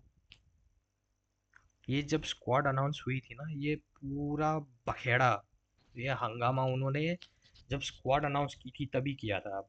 अभिषेक ले गए, संजू ले गए, ईशान किशान ले गए, एंड वैभव ले गए। चार ओपनर ले गए, एक को खिलाना है 3 नंबर पे। ये होता है खुद की वो क्या कहते हैं, खुद के पैरों पे कुल्हाड़ी मारने टाइप्स। ये तो हो गया वैभव का किस्सा। और आई थिंक हल्का हल्का सा मैंने टच किया है उसके ऊपर, बाकी प्लेयर्स के ऊपर, कि कोई रिस्पॉन्ड करके नहीं दे रहा है। श्रेयस अय्यर यार, एक तो हर मैच के बाद रिपोर्ट आ रही है, आती थी, कि श्रेयस की गौतम के साथ नहीं बन रही, ये गौतम की श्रेयस के साथ नहीं बन रही, ये इन दोनों बात नहीं कर रहे। अरे नहीं नहीं, ये तो बात तो कर रहे हैं बट सेम पेज पे नहीं है। कोई कह रहा है सेम पेज पे है, बातें भी हो रही है, सब ठीक है, क्योंकि उसको उसको सॉरी कैप्टन बनाया है श्रेयस को बाहर से लाके। मैं कहा यार चल क्या रहा है? एक तो ये जो है ना सो कॉल्ड ये जर्नलिस्ट सूत्र वगैरह जो भी है भाई, मैंने बंद कर दिया है सबको सुनना। मैं जैसे वो क्या कहते हैं, आई थिंक पिछले साल क्या हुआ था, ये अगर किसी को याद हो, ऑलमोस्ट एग्जैक्ट एक साल पहले अगस्त का ही महीना था, वहाँ पे जो बातें बनी रोहित एंड विराट को लेके, वो डोमेस्टिक खेलने के चक्कर में ये वो आई थिंक पिछले साल था या उसके पहले, उसके प्रीवियस साल था। वहाँ पे इतनी सारी खबरें आ गई कि ये ऐसा है न वो वैसा है, नहीं नहीं नहीं ये सब गलत है, नहीं ऐसा होगा न फलाना ढिमका। भाई मैंने सारे सूत्रों को सुनना बंद कर दिया। 3-4 बंदे हैं जो मैंने देखा कि काफ़ी अच्छी सी वो देते हैं न्यूज़, वेरी रिलायबल वो होते हैं। हाँ बट अगर ऐसी कोई एक न्यूज़ आ जाए, जैसे अभी लॉर्ड्स का वो आया था कि रोहित का आखिरी होगा, तो ऑब्वियसली इतनी बड़ी बात तो कौन ही छोड़ेगा, तो सारे ही आ गए वो न्यूज़ लेके, तो वो भी आ गए फिर वो लेके। बट ओवरऑल उनका मामला ठीक है, मैं उनको देखता हूँ। कोई कोई का मैंने पोस्ट वो सेव किया हुआ है उस पे, ट्विटर पे। कोई कोई मैंने सेव नहीं किया, और मैं बताऊंगा भी नहीं, क्या पता वो क्या कहते हैं, अनरिलायबल वो सोर्सेस देने बंद कर दे। शायद सुपरस्टिशन है, पता नहीं क्या है, बट मैं बस 2-3 लोग ऐसे हैं कि मुझे पता है अगर ये आदमी बात कर रहा है तो भी ठीक है, बाकी अदरवाइज तो बेड़ा गर्क ही है। तो T20 में यार, श्रेयस अय्यर और गौती का जो भी चल रहा है चलने दो। मेन चीज़ ये है कि वो कैप्टन है, अगला कोच है इंडियन टीम का, अगले दोनों को सेम पेज पे होना ही पड़ेगा, चाहिए नहीं होना ही पड़ेगा। तभी 11 सही निकलेगी, तभी वो क्या कहते हैं प्लान्स सही निकलेंगे, किसको कब बॉल देना है, कैसी बॉलिंग चेंज करनी है, क्या स्पिनर खिलाना है, क्या नहीं करना। भाई ये सब कोच एंड वो क्या नाम है कैप्टन, ये बहुत पहले से ये डिस्कस करके आते हैं ग्राउंड पे। ऐसा नहीं है कि ऑन ग्राउंड ही सब हवा में चल रहा है कि अरे अगला ओवर तू डाल दे शिवम, अगला ओवर अक्षर डाल दे, अगला ओवर उसके बाद ये क्या नाम है अर्शदीप डाल दे, ये वो ऐसा नहीं हो रहा भाई। हाँ ये भी बातें उड़ी थी कि क्या कहते हैं, संजू को कम्प्लीटली ड्रॉप कर रहे हैं भाई। प्लेयर को बैकिंग दो यार, क्या हर मैच में हर कोई ड्रॉप हो रहा है, हर मैच में उल जुलूल हरकतें हो रही है भाई। कोई तो क्लियरिटी दो यार, प्लेयर्स को तो दो कम से कम, हमें नहीं दे रहे हो ठीक है, हम ऑडियंस है, हम स्पेक्टेटर है ठीक है, कम से कम प्लेयर्स को तो दो। आई थिंक आई थिंक ये सबसे बड़ी जो दिक्कत हो के रखी है, नॉट जस्ट T20 में, सब में, वनडे में भी टेस्ट में भी, सबसे बड़ी दिक्कत यही हो के रखी है कि क्लैरिटी नहीं मिल रही प्लेयर्स को कि भाई तेरे को करना क्या है, और तू जो आज कर रहा है कल तू ही करेगा कि कल कोई और आके करेगा तेरा काम। ये क्लैरिटी ही नहीं मिल पा रही। तिलक सबसे कंफ्यूज्ड आदमी लगता है मुझे आज की डेट में T20 में। जब ये है कि मारना है, टीम को गेम में लाना है, तब भाई वो टेस्ट खेल के जाता है। जब ये है कि मैच खत्म होके रखा है, तिलक ऊपर से नीचे तक का जोर लगा ले तब भी कुछ नहीं होगा, तब भाई पता नहीं ये भी डिविलियर्स की आत्मा आ जाती है उसके अंदर, पता नहीं क्या उसका चलता है तिलक वर्मा का। भाई साहब यार, मैं सोचा तो बहुत था कि इस चीज पे बात करूंगा, ऐसे ऐसे बात करूंगा यार। अगेन वो जो मैचेस देखते टाइम जो हाल हुई थी, जो डिप्रेशन आया था, वही आ रहा है भाई इन चीजों को याद करके। वही गौती, वही उल जुलूल हरकतें, वही वाशी भेज दो, अक्सर भेज दो भाई। दुबे तू पीछे बैठ, चल हर्षित चल तू मैच जिता के आ यार।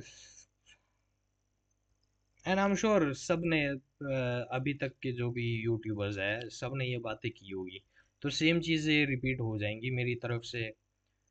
तो पता नहीं यार, और मैं क्या कहूँ यार, सेम ही चीज़ है कि यार प्लेयर्स को क्लैरिटी दो कि रोल क्या है, और उसको ये भी क्लैरिटी दो कि कल भी तू ही आके करेगा, कल कोई और आके नहीं कर रहा तेरा काम, तेरे को ही करना है। ये भी दो, उनको सिक्योरिटी भी दो कि स्पॉट तेरा है, जगह तेरी है, बस तू कर। ये XYZ काम दिया है, तू कर, इसको निभा। तब तब जाके बात बनेगी। वो पिल गए, वाइट वॉश हो लिए आयरलैंड में। एक मैच वॉश आउट हो गया, इंग्लैंड में 5 थे, एक वॉश आउट हो गया, 4 थे। उसमें से एक में तो सबसे बिगेस्ट हार रिकॉर्ड करके बैठे, 120-25 रन का। फिर सीरीज भी वॉश आउट होगी, वॉश आउट कह रहा हूँ, वाइट वॉश होगी इंग्लैंड वाली। फिर इन सब के बीच में आता है, सॉरी, इन सब के बाद आता है जिम्बाब्वे की सीरीज। भाई जिम्बाब्वे में रिंकू भेज दिया। रिंकू कहाँ था? आयरलैंड, इंग्लैंड में। रिंकू की जगह क्यों नहीं बनी? स्पिनर्स, यार ये भाई, अब याद आ रहा है स्पिनर। यार रिंकू रुक जा यार, स्पिनर अब याद आया भाई। स्पिनर, एक तो मेन स्पिनर खिला के राजी नहीं। जब मेन स्पिनर खिलाया, तब रोटेशन इतनी गंदी कर दी कि अगला जब भी आए वो प्रेशर में रहे स्पिनर। क्योंकि सामने वाले अटैक ही कर रहे, अटैक ही करे जा रहे, अटैक ही करे जा रहे, पेसर की ओवर स्पिनर को दे रहे। भाई रवि बिश्नोई एंड वॉशिंगटन सुंदर, ये इतने, भाई साहब।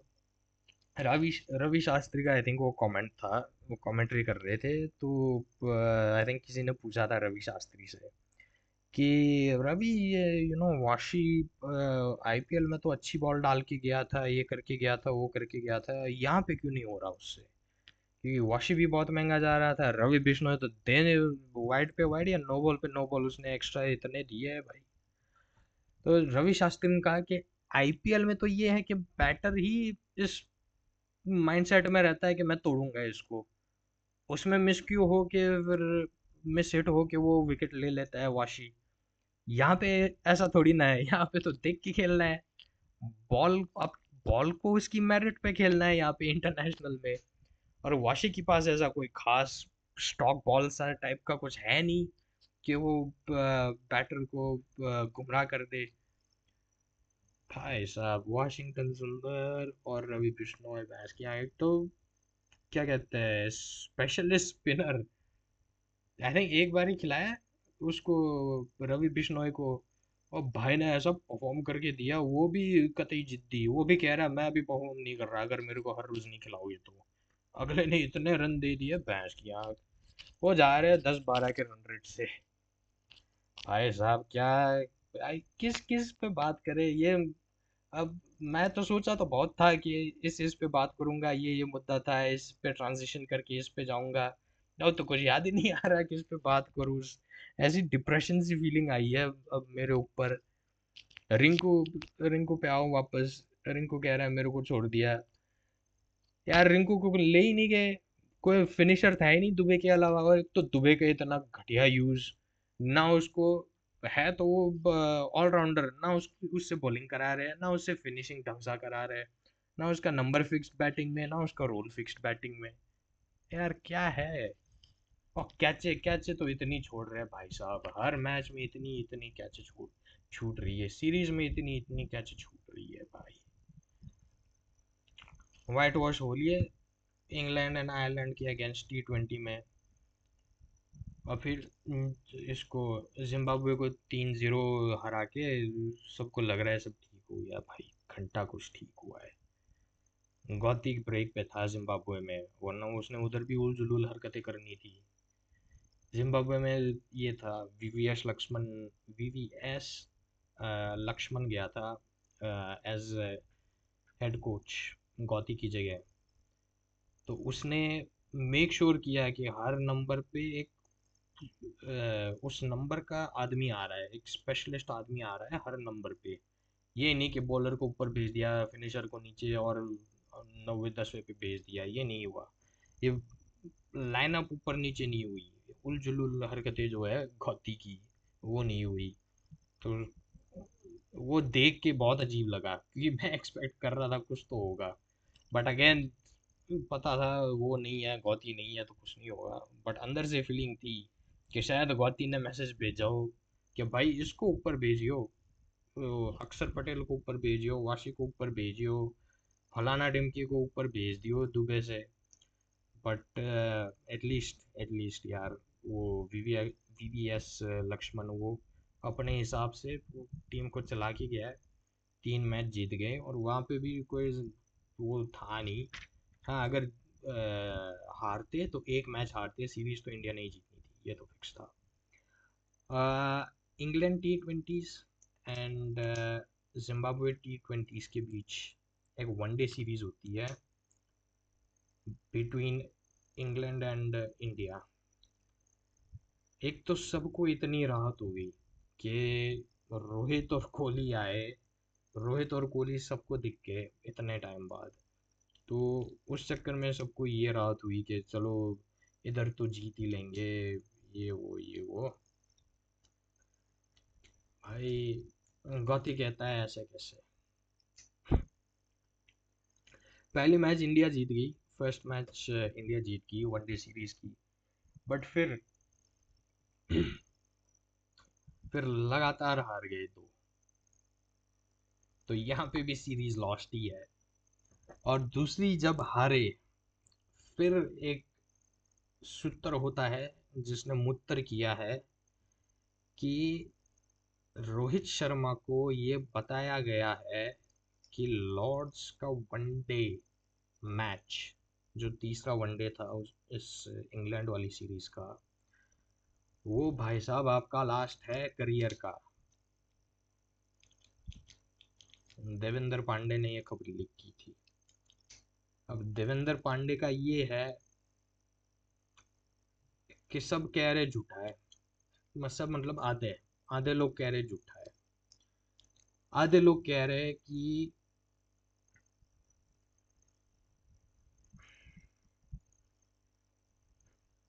आधे लोग ये कह रहे कि भाई ने तो खबर सही ही निकाली है कि ये उसका लास्ट ही था रोहित का।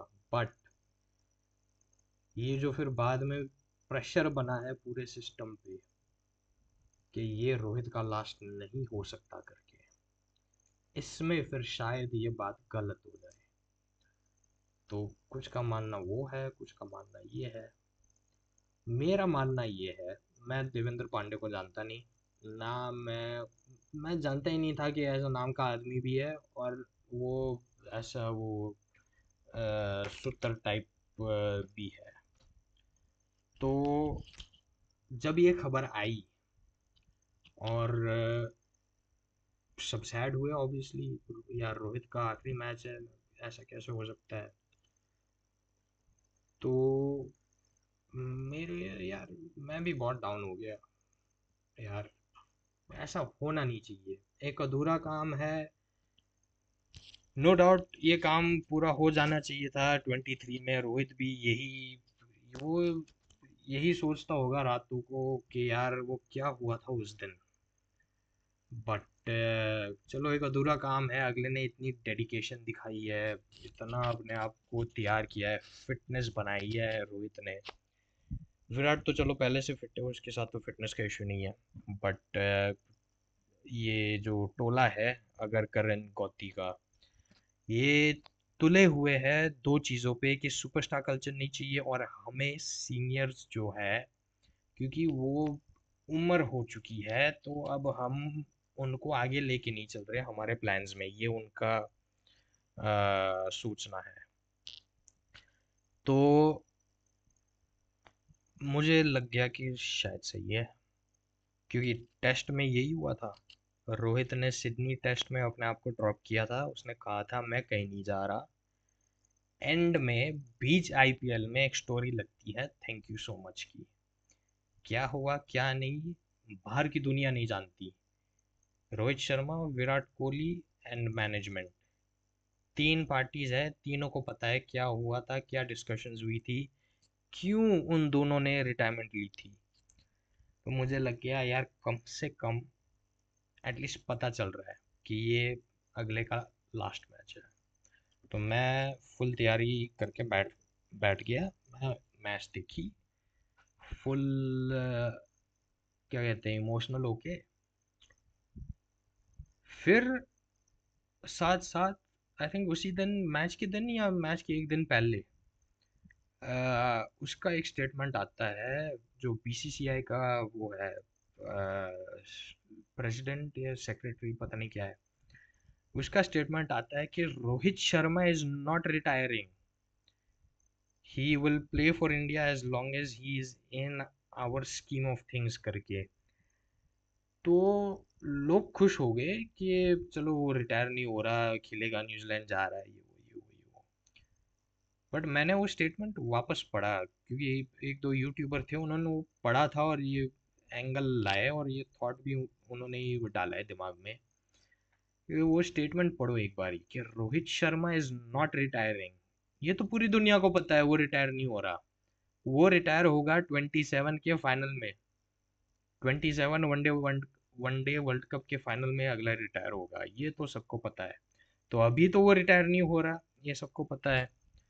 बट उसमें एक स्टेटमेंट, एक लाइन थी उस स्टेटमेंट में कि he will play for India as long as he is in our scheme of things. As long as he is in our scheme of things. यही तो दिक्कत है कि तुम लोगों की स्कीम ऑफ थिंग्स में है ही नहीं रोहित। ना रोहित है, ना विराट है, ना शमी है, ना भुवी था। बट अब शायद भुवी भी आ रहा है, भुवी पे भी चलेंगे। बट बेसिक चीज मैं ये कहना चाह रहा हूँ कि स्कीम ऑफ थिंग्स में तो कोई भी नहीं है सीनियर प्लेयर्स, तभी वो खेल नहीं रहे। ये तो विराट एंड रोहित इतने बड़े प्लेयर है कि ऐसे भी निकाल नहीं सकते, सबको जवाब देना पड़ता है। और सवाल इतने भारी आएंगे कि जवाब दे नहीं पाओगे। तो इस चक्कर में ऐसे ऐसे स्टेटमेंट्स वगैरह रिलीज करने पड़ रहे हैं और बताना पड़ रहा है कि भाई ये टेम्पररीली अभी भी है। क्योंकि उनका प्लान यही था जो टेस्ट में हुआ था कि उनसे पोस्ट डलवाओ रिटायरमेंट की, प्रेस कॉन्फ्रेंस में आके जब सवाल जवाब होंगे हमसे एज बीसीसीआई एज मैनेजमेंट, तब बोल देना कि देखो, रिटायरमेंट तो एक प्लेयर की पर्सनल वो होती है, इसमें हम कुछ नहीं कर सकते। प्लेयर ने चूज किया है रिटायर होना, हमने नहीं फोर्स किया है, अगले की मर्जी से अगला गया है। उनका इरादा ये था कि रोहित रिटायर हो जाएगा और वो पब्लिकली बोल देगा तो हमारे ऊपर से ब्लेम चला जाएगा। बट थैंक गॉड उसने नहीं बोला। थैंक गॉड, क्योंकि अगर वो लगाते हैं ना स्टोरी, रोहित या कोहली, तो बात खत्म है फिर। बट अगर बीसीसीआई मैनेजमेंट ही उंगली करती रहती है रिटायरमेंट की और ये दोनों चुप रहते हैं, तो फिर इन दोनों को कोई हिला नहीं सकता। हाँ, ड्रॉप हो सकते हैं तो उसको लेके, इंजरी वगैरह को लेके वो ड्रॉप हो सकते हैं, बट जब वो फिट हो जाएंगे वापस आ जाएंगे। तो इतनी सिंपल सी बात है कि रोहित को जाना कहीं नहीं है, तुम लोगों को भेजना है। तुम लोग मतलब you as BCCI, you as Gautam, you as Agarkar and you as other management peoples, you want to send Rohit away, you want to send Virat away. और मैं एक बात बताऊं, ये जो इंडिया हार रही है ना, ये जो मैचेस सीरीज वगैरह जो भी हारी है इंडिया, जो 40, 50, 60 रनों से हारते हैं, ये मार्जिन भी 40, 50, 60 का तब हो रहा है जब दोनों है। जब दोनों है तब इतने मार्जिन से हार रहे हो। दोनों को निकाल दो, कितने मार्जिन से हारोगे। वनडे में भी रिकॉर्ड बनाना है 125, 120 रन से हारने का, कि सीधा 300 रन से हारना है वनडे में। एक चीज होती है बैलेंस, सीनियर्स एंड जूनियर्स के बीच। हर टीम में, पूरी दुनिया में, पूरी हिस्ट्री उठा के देख लो, कोई भी स्पोर्ट उठा के देख लो, टीम स्पोर्ट, उसमें एक बैलेंस होता है सीनियर्स एंड जूनियर्स का। तब जाके टीम वही की वही रहती है जिस लेवल पे है, या स्लोली स्लोली ऊपर जाती है। सिर्फ सीनियर्स होंगे, एक टाइम के बाद टीम नीचे आएगी, क्योंकि वो प्लेयर्स वो डिमांड जो होता है गेम का उसको मैच नहीं कर पाते, तो वो टीम नीचे आती है। सिर्फ जूनियर्स होंगे क्योंकि एक्सपीरियंस नहीं है, क्योंकि गेम अवेयरनेस नहीं है, क्योंकि वो क्या कहते हैं, अवेयरनेस नहीं है कि ये सिचुएशन में हम क्या करें, तो वो भी हारते हैं, वो भी टीम नीचे आती है। बट अगर एक अच्छा खासा बैलेंस बना के चलो, हल्का से नीचे आएगी जब तक जूनियर्स को समझ आएगा, फिर वापस ऊपर जाएगी टीम। एज अ ओवरनाइट बर्बादी नहीं हो जाएगी टीम की, अगर एक अच्छा सा बैलेंस बना के चलोगे तो।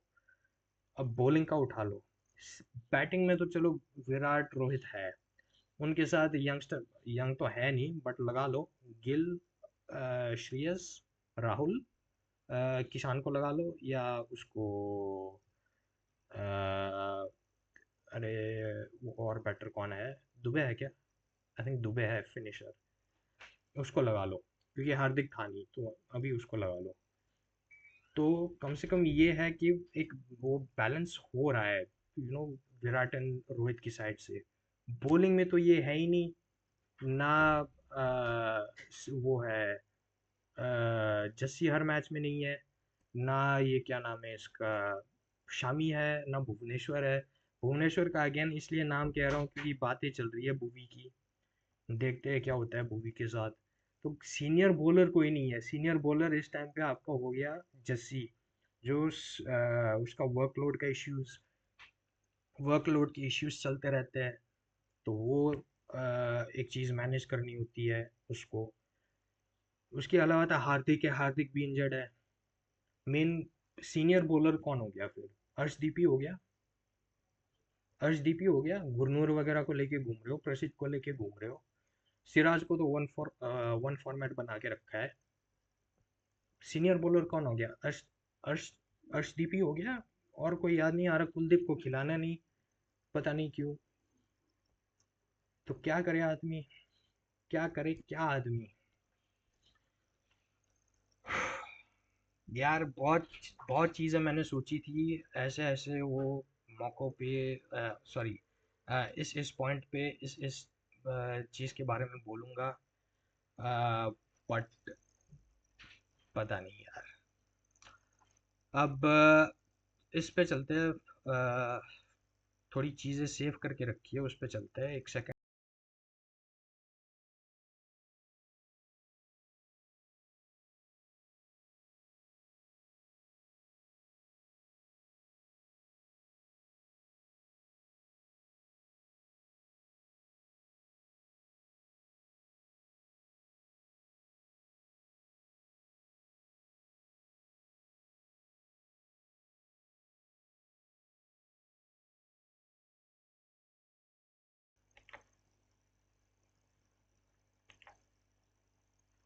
आ गया क्या, आई थिंक आ गया है, पता नहीं क्या हुआ था अचानक से बंद हो गया। रिकॉर्ड कर रहा हूँ उसमें भी दिक्कतें आ रही है भाई, सोच लो। सीरीज पे चलते हैं, India Ireland, first match Ireland जीत गई 34 रन से। फिर आयरलैंड सेकंड मैच जीत गई उससे 1 रन से। हर्षित ने यहाँ पे जोर लगाया था, और हर्षित के बदौलत इतने वो करीब पहुंचे थे। T20 series against England, first match wash out, लेकिन ये भी इंग्लैंड जीत जाती है 190, तो मेरे हिसाब से चेज हो जाते इंग्लैंड से। सेकेंड इनिंग में उनकी बैटिंग थी, शायद हो जाते अगर मैच खेला जाता तो, क्योंकि वो लक्षण नहीं है ना इंडिया के जीतने के, जिस हिसाब से उनका वो रिदम बन के रखा है अभी पिछले कुछ सीरीज से। फिर second match India versus England, कहाँ पे है, इंग्लैंड जीती है 4 विकेटों से। Third match India versus England, कहाँ पे है, T20, अरे दिख क्यों नहीं रहा मुझे, हाँ थर्ड मैच इंग्लैंड जीत गई, यहाँ पे इंग्लैंड जीती है 125 रनों से। 201 उन्होंने बनाए, जो जो कि एक अच्छा टोटल होता है इसमें T20 आईज में। बैलेंस पिच थी, ऐसा कुछ ऐसा नहीं था, टुल्लागिरी चल रही थी उनके भी। सात सात आउट हुई है विकेटें। कंप्लीटली फ्लैट नहीं थी, कंप्लीटली बॉलर फ्रेंडली नहीं थी, अच्छी खासी बैलेंस थी। ये मेन चीज़ ये नोट करना, आयरलैंड में और इंग्लैंड में कंप्लीटली बैलेंस्ड पिचेस थी। बैटर्स के लिए अगर खुद को अप्लाई करते, बैटर्स के लिए इनफ था, बॉलर्स के लिए भी इनफ था। बट अगेन फ्लैट डे वाले लेके गए, आईपीएल के टोले लेके गए, हो गया ठन ठन। 76 पे बोल्ड आउट हो गए 11.4 ओवरों में। 125 रन से जीती है इंग्लैंड। 40-20 आए, ये इंग्लैंड जीती है 9 विकेटों से। हैरी ब्रूक ने जो कुटाई की है इस पूरे उसमें टूर में इंडियन बॉलर्स की, भाई साहब। हैरी हैरी ब्रूक अलग ही लेवल पे जा रहा था। फिर फिफ्थ T20 आई, इंग्लैंड वर्सेस इंडिया। इंग्लैंड जीत गई 56 रन से। ये कह सकते हो कि फ्लैट थी track, batters paradise type. But again इतना भी कुछ ज़्यादा वो था नहीं। Could have could have played batter batter better. क्या कह रहा हूँ यार, मैं पागल हो रहा हूँ। घंटा 50 मिनट हो गया, मैं पागल हो रहा हूँ। उसके बाद ये वनडे सीरीज, इंडिया पहला जीत गया 6 विकेटों से, दूसरा इंग्लैंड जीत गया 4 विकेटों से। और सीरीज डिसाइडर, जिसके पहले इतना बड़ा हंगामा बना भाई, रोहित शर्मा का लास्ट ये वो। रोहित शर्मा सेंचुरी मार के गया है, सबके मुंह पे चपेट मार के गया है रोहित शर्मा। फर्स्ट और अभी एक लौता इंडियन बना है जिसने लॉर्ड्स पे वनडे में सेंचुरी बनाई है। और वहाँ पे हाईएस्ट स्कोर था विव रिचर्ड्स का 138। फर्स्ट इनिंग क्योंकि इंग्लैंड की थी, तो वो क्या नाम है, बेन डकेट वो ब्रेक करके गया है रिकॉर्ड को, 142 या 144 बना के गया है वो। सेकेंड इनिंग में रोहित 138 बना के गया है, मैच करके गया है विव रिचर्ड्स के इतना पुराना रिकॉर्ड को। इस उम्र में जो ये सिलेक्टर्स वगैरह को लग रहा है कि ये तो बुढ़े हो गए, ये हो गए वो हो गए, इस उम्र में ये रिकॉर्ड बना के गया है रोहित शर्मा। बना के भी तोड़ के भी गया है कितने तो। फिर ये इधर गए, जिम्बाब्वे गए। इंडिया वाले स्क्वाड कम्प्लीटली अलग था। बट जो भी था, रिजल्ट एक ही आना था, इंडिया सीरीज विन, या 2-1 या 3-0, यही आना था। और वो 2-1 तो इसलिए क्योंकि कोई भी टीम हो उसको एक मार्जिन तो देना चाहिए कि शायद ये एक जीत सकती है। जीते ना जीते वो बात की बात है, बट सीरीज के पहले एक एक वो दे देना चाहिए उनको। एक तो शायद वो जीत लेंगे, निकाल लेंगे कहीं से भी। पहला ही मैच 7 विकेटों से जीत गई इंडिया। 13.2 ओवरों में चेस करके चली गई 125 का टारगेट। फिर सेकंड मैच ये जिम्बाब्वे से तो चेज होना नहीं था 200 प्लस, तो उनके पे ग्रेड्स, पे अबव अबव देयर पे ग्रेड टाइप्स। फिर ये थर्ड मैच 192। जिम्बाब्वे के लिए मैं होप कर रहा था शायद नज़दीक पहुंच जाएंगे, एक अच्छी मैच हो जाएगी, क्योंकि पहले दो तो यार कंप्लीटली वन साइडेड। मैं कहा शायद यार इसमें कुछ करके नज़दीक पहुंचोगे, बट इसमें भी कुछ नहीं हुआ। तो ये वाली बात है। तो ये था लिखा जोखा इंडिया का क्रिकेट का, सारे स्पोर्ट्स का। अब क्योंकि ट्विटर मैंने अरेंज नहीं किया उस हिसाब से, तो अब पूरा मिक्सचर आएगा इसका, ट्विटर की न्यूज़ का, स्टोरीज का। So, is this?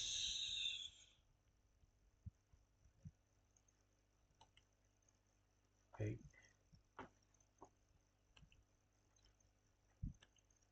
Ah, Twitter. So I've saved some things for Twitter.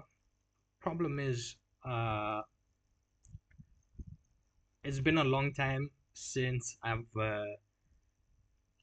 come to do a YouTube video live, whatever. So many of the news stories are old. Many are mixed up, jumbled up. So we'll just do them in order, and then we'll say bye bye. So the first one I have is Dinesh Karthik. He has put up his predicted uh, squad for the World Cup. Now, before this, I don't know where I've saved it, so I'll just mention it right now. Ravi Shastri, he made the first, let's say, step in bringing Bhubaneswar into the talk of a return to Indian men's cricket team. So DK is building on that. Also, Ravi Ashwin has backed Bhubaneswar to make a comeback.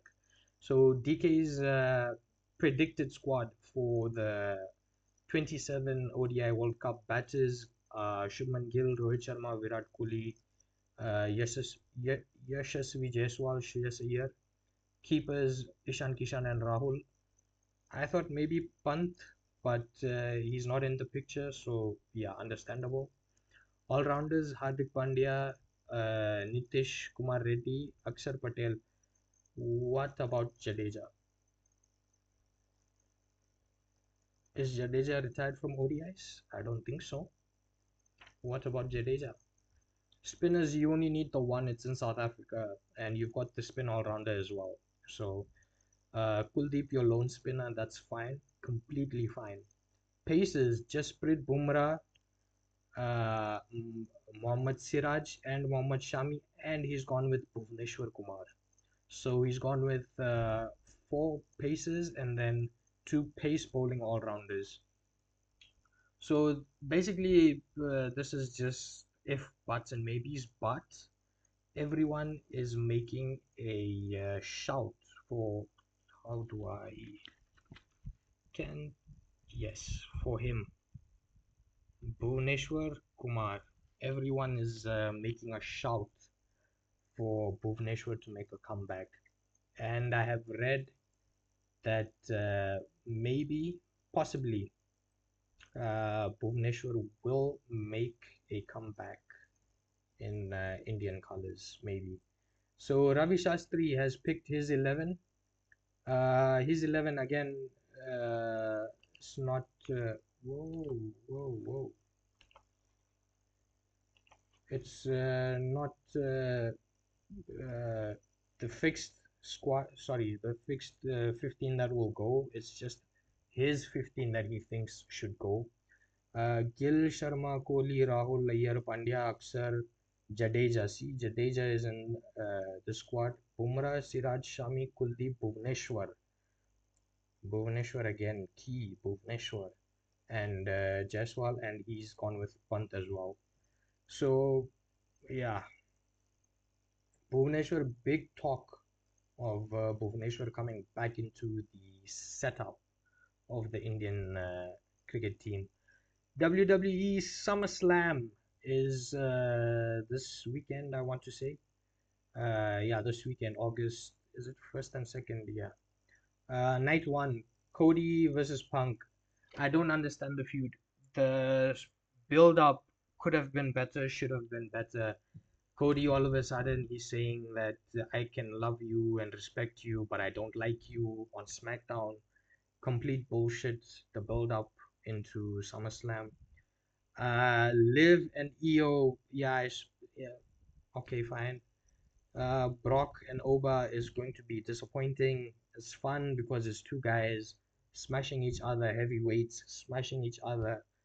But as a 5-star match, as a 4-star match, I don't see it happening. It's going to be the one that, what do I say, that everyone is looking forward to. Because Punk and Cody, the build up was terrible. The match can be good, will be good, but I just don't understand it. I don't understand it. And what are you going to do? Are you going to put the title back on Cody? Then why'd you put it on Punk? And if you put it on Punk, then why'd you take it from Sammy? So no, It's just no long-term thinking, man. If you put it on Cody, then why did you put it on Punk? And if you put it on Punk, why did you put it on? Why did you take it from Sammy just for Punk to lose it in a few days later? And then why'd you give it to Sammy in the first place? If you put it on Cody, then it's only because Cody is staying so relevant with the title. They're not letting Cody explore without the title. They're associating Cody with the title and the title with Cody. So that I don't understand. Uh, Gunther and Nick Aldis, Gunther's going to win, let's be honest. Because if Aldis wins, they're just killing Gunther. So why this match is even happening is bullshit. Again, all this interfered in the match, and because of all this, Gunther is not world champion and all this. What? I would buy this story if you sold it well enough. You just didn't sell it well enough.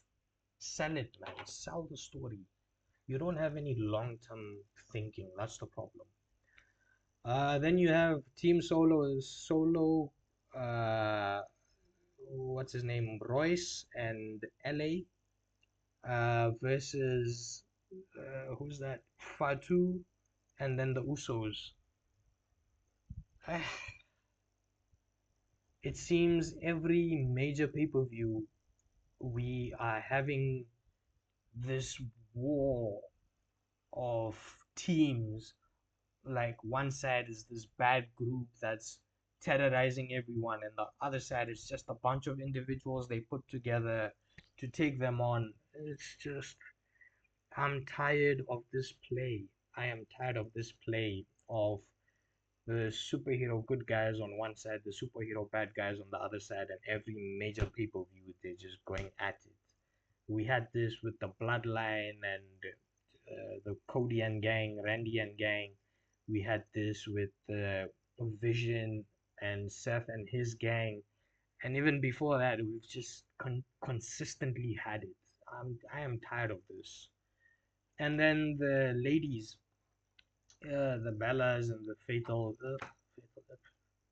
I can't even bother. It's going to be one of those matches where uh, comedy is basically guaranteed. So yeah, because of terrible wrestling, let's be honest. So I have no interest in that. Night two, Seth and Roman. Seth all of a sudden he just forgot that the Vision exists. The Vision forgot that Seth exists because you need to sell tickets for SummerSlam. So what do? You renew already what is your safe bet, what is 100% guaranteed to pull viewers. You pull this card of the Shield, Seth and Roman going back at it. Don't get me wrong, I love seeing them go at it because they, from when they started as the Shield, what their dynamic was to where they are now, it's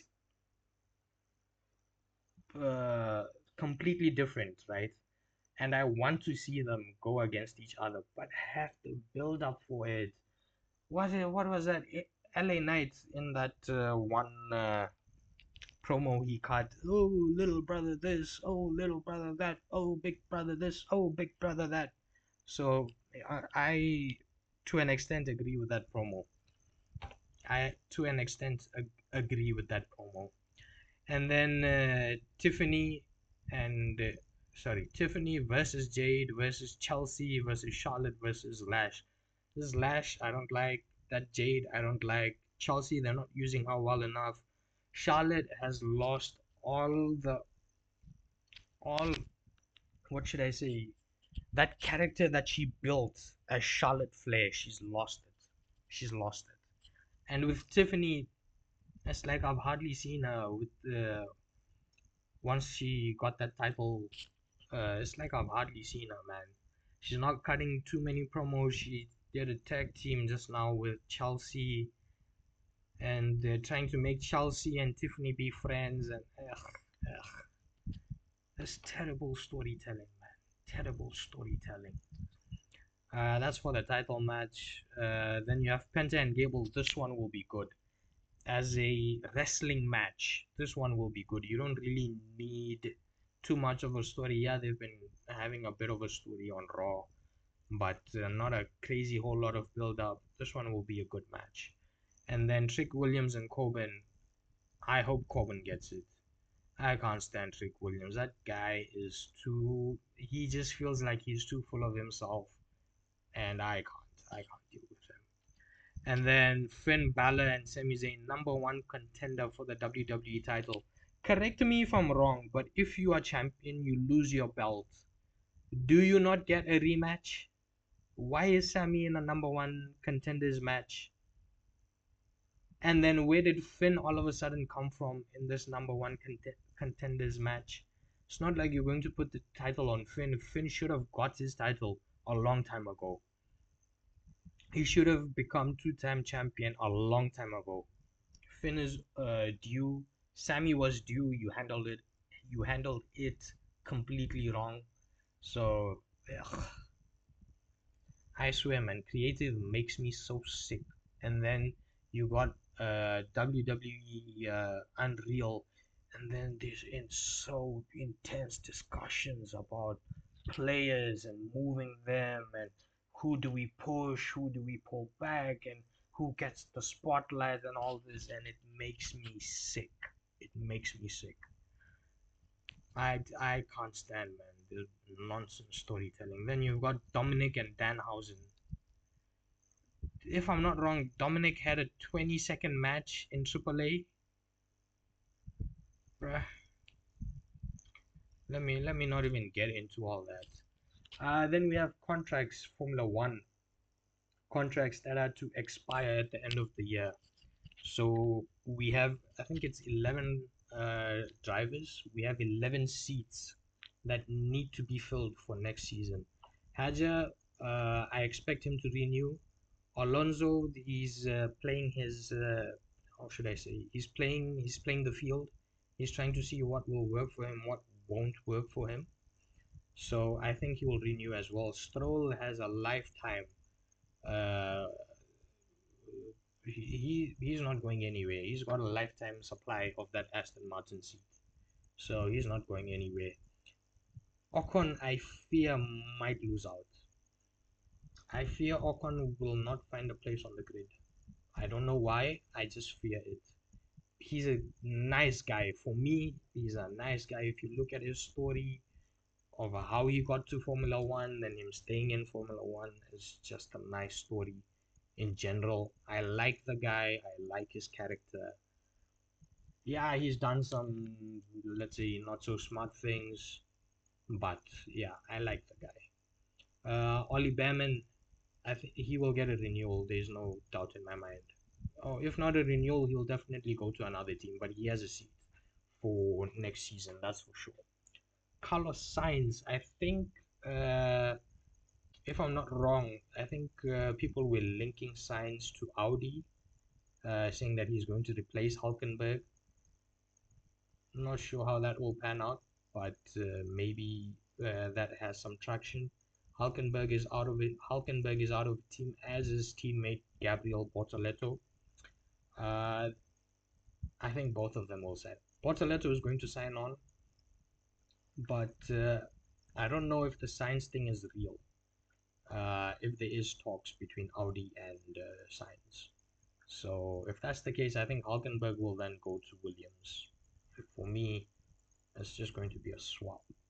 Uh, the Toro Rosso boys, Lawson and Lindblad, are out, but they will resign. And Colapinto, I'll be honest with you, for me, Colapinto, the way he got the seat, the way the Argentinian, let's say, supporters, yeah, I understand he's your countryman, you want him to represent your country in Formula One, but the ex the lengths that people went to attack Jack Doohan, I didn't like that. And also Colapinto, I don't know if he will resign, but it's Flavio, so you never know with Flavio, man, what he's going to do. That guy was banned from Formula One. He was blacklisted from Formula One, and somehow all these years later he's running a Formula One team again. So you never know what that guy is up to do. Ajinkya Rahane announced his retirement. I have saved another post of his. Talk about it then. But this is a fun coincidence. It's like MS Dhoni first match he was run out. His last match he was run out. So Ajinkya Rahane first test 8 runs he scored. Last test 8 runs he scored. Yeah, full circle moment for Ajinkya Rahane that. England announced Stephen Fleming as head coach and Joe Root as captain. Joe Root shouldn't have left captaincy. Uh, Joe Root was captain, then it went to Stokes. For me, Joe Root should have stayed captain. But if you look at what Brandon wanted to do for Brandon McCullum's vision, it made complete sense that the captaincy go to Ben Stokes. Now, as I say this because Ben Stokes, if you put responsibility on his shoulders, he is going to push himself so hard that he's going to have to be stretched off the field, and that is eventually what happened. Ben Stokes, with that knee, he ended up uh, taking the job on too much on himself. That I am captain, let me lead this bowling attack, let me be the spearhead, let me be the workhorse, when he shouldn't have done that. He shouldn't have taken so much responsibility. Maybe he would have had a better luck with fitness with the knee issue that he had. But for Ben Stokes, for Brendan McCullum, I can understand why he wanted Ben Stokes as captain, because they aligned with the whole baseball thought concept process. So that was justified for me, but I still think, uh, even though Brandon was head coach, I still think Joe should have stayed captain, because Joe would have uh, tuned down Brendan McCullum's aggressiveness. So I thought he should have stayed on for that. But yeah. Uh, what's next? Scott Edwards has stepped down. Netherlands captain Scott Edwards is he's stepping down as captain. He's still going to play. I haven't heard of retirements, but he stepped down as captain of Netherlands cricket after 4 years. And yeah, one of those captaincy tenures, he knocked out South Africa. Australia T20 World Cup, he knocked South Africa out, man. Jeez. Edward Scott.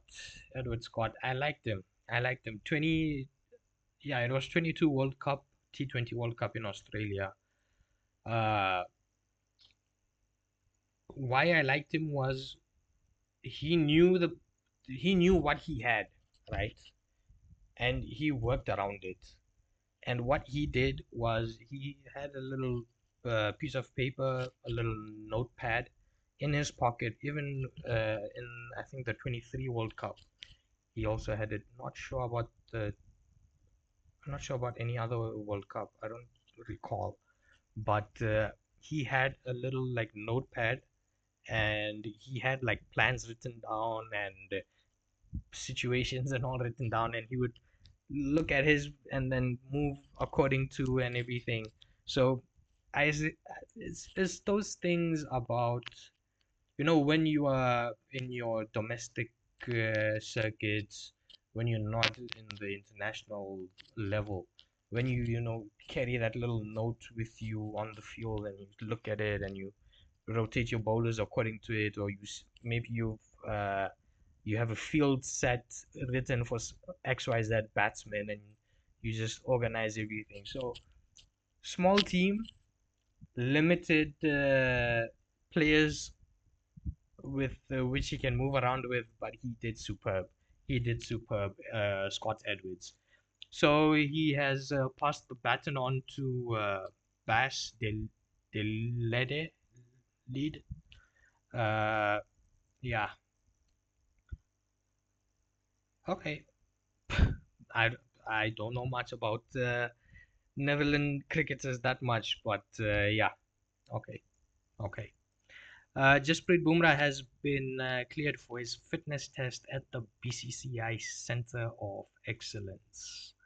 So India is going to Sri Lanka. They've announced the test squad, and Jassi was in doubt over his fitness, but now he's given the all clear. I think from today or from tomorrow, sometime soon, he is going to start his bowling prep, long spells, for Test cricket. So he's going to start his bowling preparation. So fitness-wise, he's clear. I think it was an injection-ish that they needed to give him for the knee.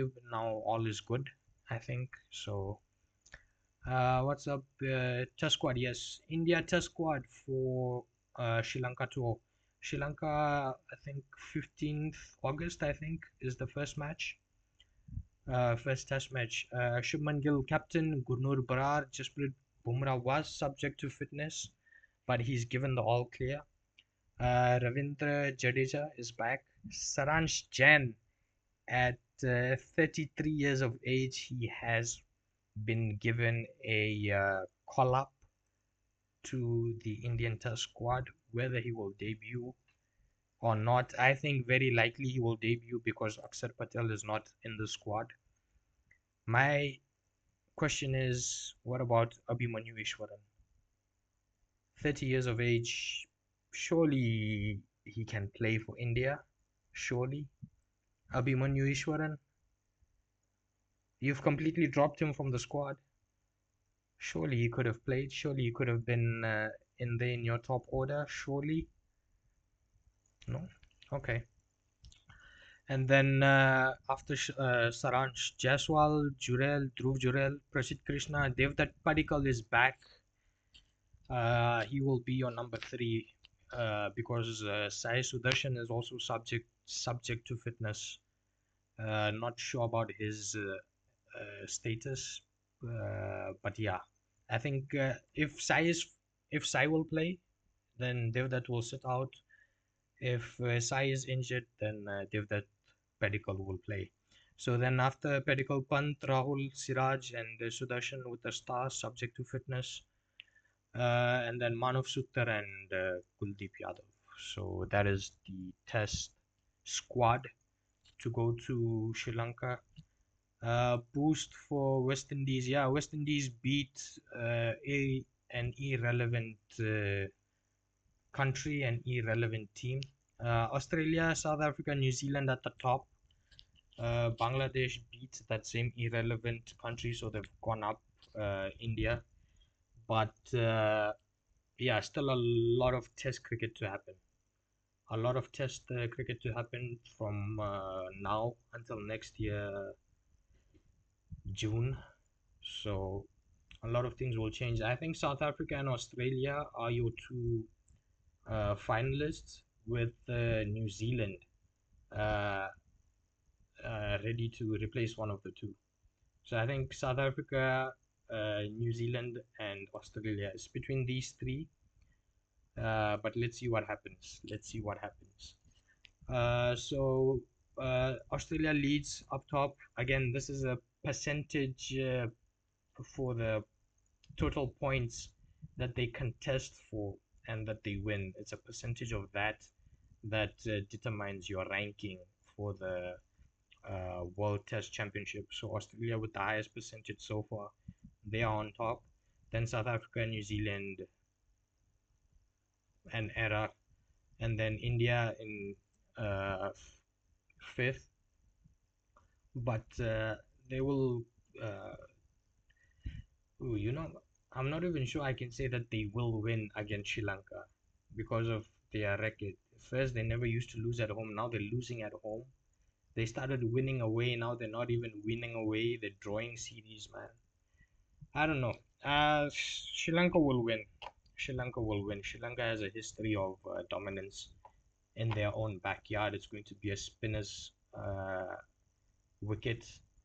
So yeah, they have a player Jay Surya. Uh, Jay Surya will bowl googlies and this and that. And yeah, it's difficult for India. Difficult for India. Realistically, India for finals, no, I don't think so. But yeah, you never know. Outside chances, you never know. Then Sri Lanka in sixth. England, man, for all that baseball nonsense and the amount of Test cricket that they play, you, it's just disappointing. West Indies, good to see them on a roll. Good to see West Indies doing well, man. Good to see West Indies doing well. Joe Root on being given Test captaincy again to him.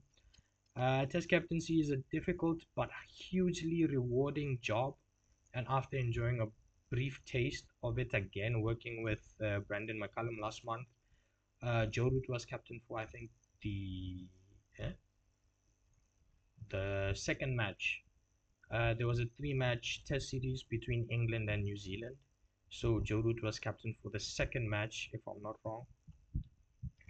I'll get to that. I have another post. I'll get to that. So that's what he's referring to last month. I'm excited to lead this next generation of players forward. They have a decent bowling attack. England really didn't have bowlers after Anderson and Broad, and Anderson could still bowl, man. Anderson can still keep going, but Brandon didn't see it in his scheme of things, so Jimmy had to take an involuntary retirement. So who knows? Maybe under Fleming, maybe a call goes to Jimmy Anderson to come back. You never know. But Joe Root is he's captain again. It's good to see him back, taking charge right there on where is it? Taking charge of England's Test side again. That's the keyword again. So ICC have revealed the World Cup logo and venues for the T20 World Cup next year. 12 venues that will be used at next year's Cricket World Cup has been locked in. So I think it's one in Namibia, yeah, one Namibia, three in Zimbabwe. So Windhoek in Namibia, the capital of Namibia, has been given some matches. Zimbabwe, Bulawayo, Harare, and Victoria Falls. These three cricket grounds have been given some matches. And of course, the bulk of the World Cup, of course, is happening in South Africa with matches uh, in Buffalo Park. The first one, I forgot how to pronounce. Where is it? I forgot how to pronounce. So Buffalo Park, and then Cape Town, Johannesburg, where is it? Tshwane, Kabeja, Bloemfontein, Durban, and Paarl. So these are the venues, 8 venues in South Africa, 3 in over here, what's it called? Zimbabwe, and 1 in Namibia. It will be fun to see, man. ICC, I don't know why, but they decided to change the format. I thought the format that they had in 23 was awesome. 10 teams. You play your one team plays the other 9 teams each time, then semi-final, final, and then finished. I thought that was a very solid format, especially for the One Day World Cup. But yeah, they complicated it, man. They complicated it. I don't know how to explain it. Hopefully, when we get closer to the World Cup next year, there'll be an easy explanation of the formats that I can give you then. But right now, I don't understand the format completely myself. So, yeah. Uh, the Fab Four that defined an era are writing very different final chapters. Yeah, retirements were quite surprising, let's be honest. Joe Root and Steve Smith are the only two active members of, at one time, what used to be the Fab Four, a similar, let's say, group of players that came up together. You know, all of them are from that 2000, is it 8 or 9 World Cup under 19 squad. Then they came on to the men's from then on, and they ruled cricket, man. These four men were your definition of Test cricket for quite some time, and over a decade. You thought of Test cricket, four names popped up in your head, and it was them. Uh, of course, different countries. Virat from India, Joe from England, Kane from New Zealand, and Smith from Australia. But the Fab Four ruled, man. Everyone would always talk about the Fab Four. Virat at 26 retired. Joe at 35 is returning as Test captain. Kane at 35 he's retired, and Smith at 37 he's Test vice captain. Pat Cummins is the captain over there. At one time they were going so strong, but then not sure what happened. Batista needs to calm down. This I just kept it for fun, for my sake, my uh, entertainment sakes. I thought I had removed it, guess not. This is Ghost Rider announcement. So, what's his name? Ryan Gosling is the new Ghost Rider. I always wanted a third movie. I thought the two movies that they made were perfect in their own right, but I always wanted another Ghost Rider. Never happened. Finally happening. Ghost Rider coming out 28. But it's going to be a tough task for what's his name, Ryan Gosling, because he has to take over from Nicolas Cage. Tough, tough ask. Tough ask. Joan Zarco says he doesn't feel as brave as Marquez in his recovery from the leg injury that he picked up at the Catalan GP. So basically, he got caught between Pecco's rear tire, that fairing that they have. So yeah, he tore some pretty important ligaments and everything in his leg. And what he's mentioning over here, saying feel as brave as Marquez in his recovery from injuries, was Mark's what he's got in the right arm. He's still not 100%. Marquez, he's still not riding 100%, and yet somehow a career-ending injury for Mark, and he's pushed through so much. That's why people are so invested in Mark, not just for the titles and everything that he has, but the character that he shows, you know.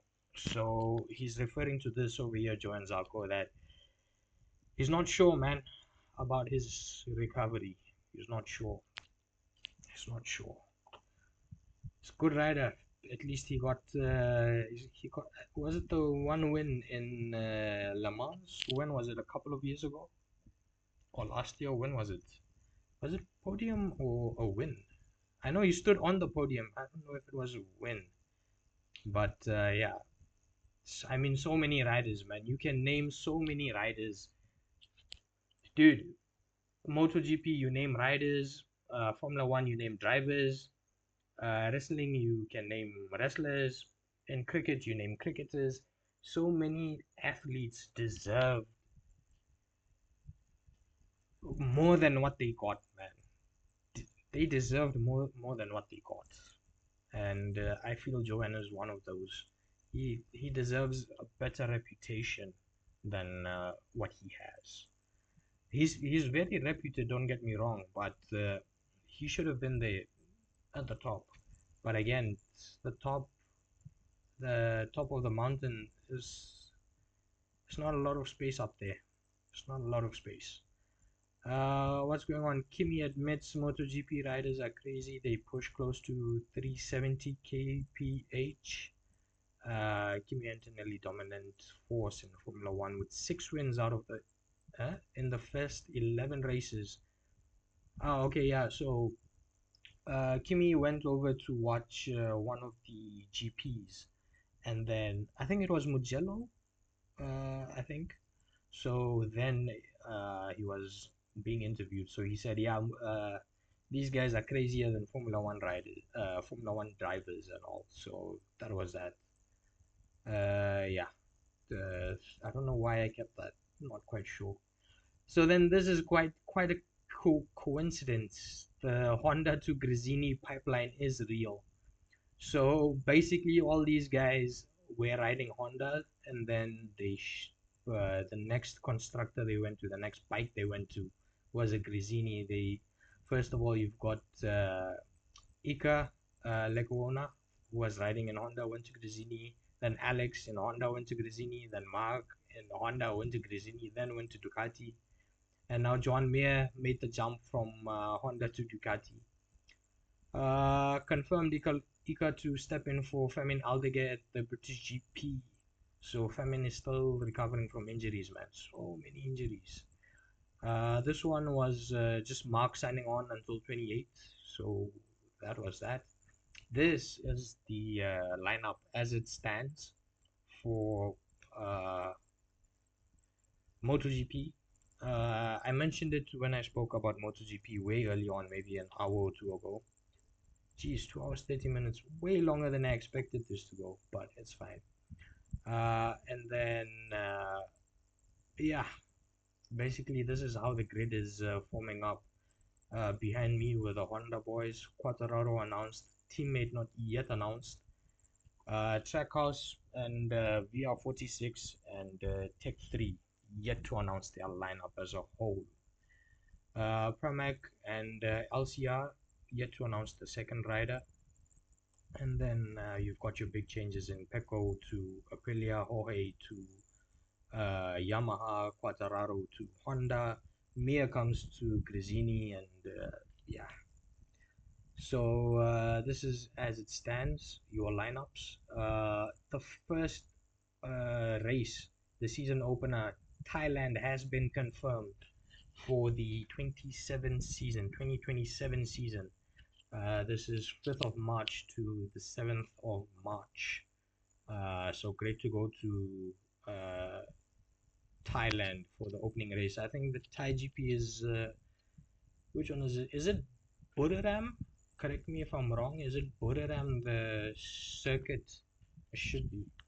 Or maybe I'm mixing it up with Indonesia. I'm not sure. Second names, yeah. Dude. George has blamed an issue with his battery rather than Lewis for his early exit from the Belgium GP. I got to the top of Eau Rouge with zero battery, so basically Radion.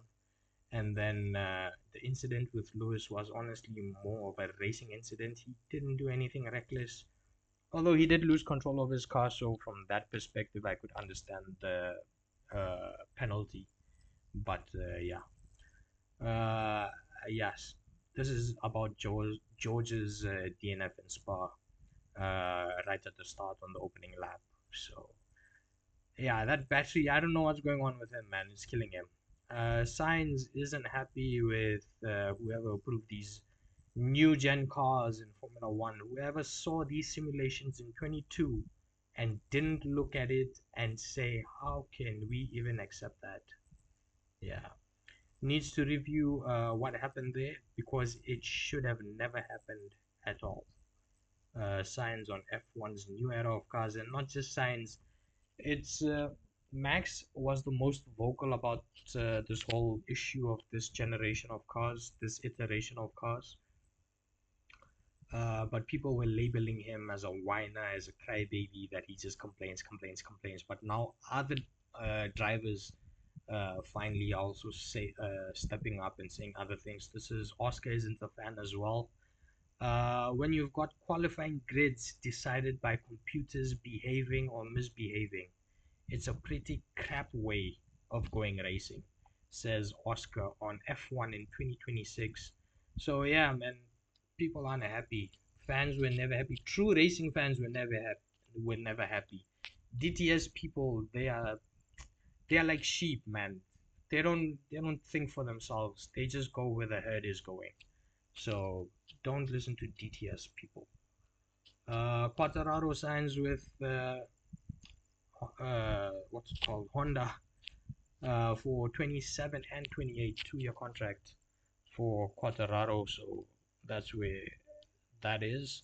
Martin said F1 needs to get rid of this current concept of cars as soon as possible.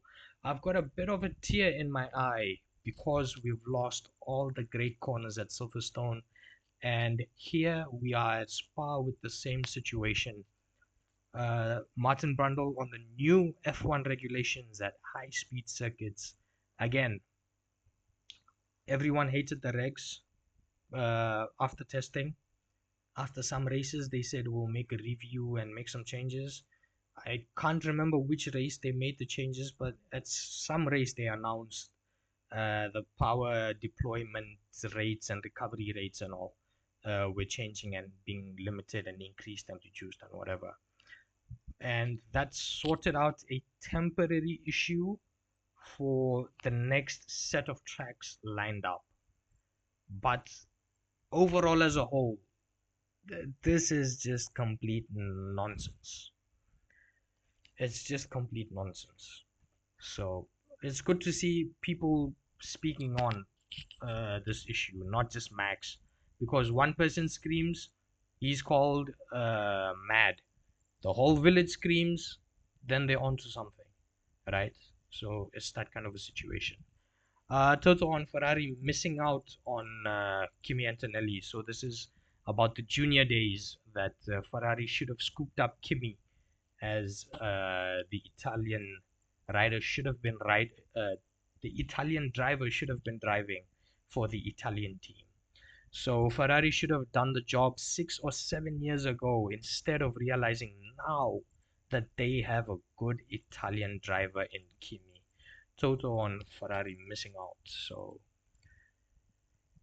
yeah, man, Ferrari, I mean, the golden boy Charles, they were so focused on giving Charles a good car that they couldn't focus on Kimi or focus on Charles's car, man.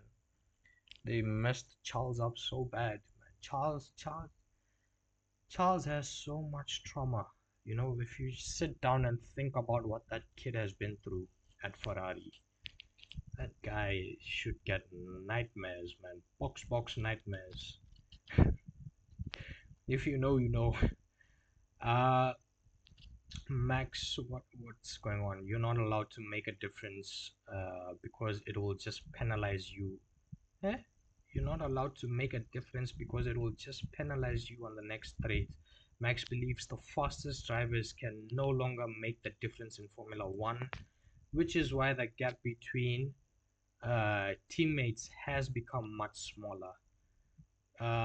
Yeah, I think he's talking about the issue where basically before a certain corner, if you use some amount of energy or if you take it at it with a certain speed, then the computer thinks that you are overspeeding. So coming out of the corner, then you have less power. Something like that is the issue that many riders are. Why do I keep saying riders, man? Many drivers are having issues with when Oscar was saying the computer behaving or misbehaving. I think this is what he was talking about. That the driver himself no longer makes a difference. It's the computer, the AI type system, that it learns when to give power, when not to give power. So he's saying that basically he himself, as Max Verstappen, cannot ring the car and squeeze out every drop of performance.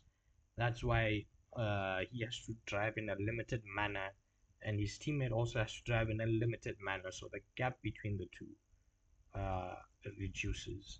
That is what he is hinting at over there. Aston Martin wasn't exaggerating about the AMR 26 upgrade package.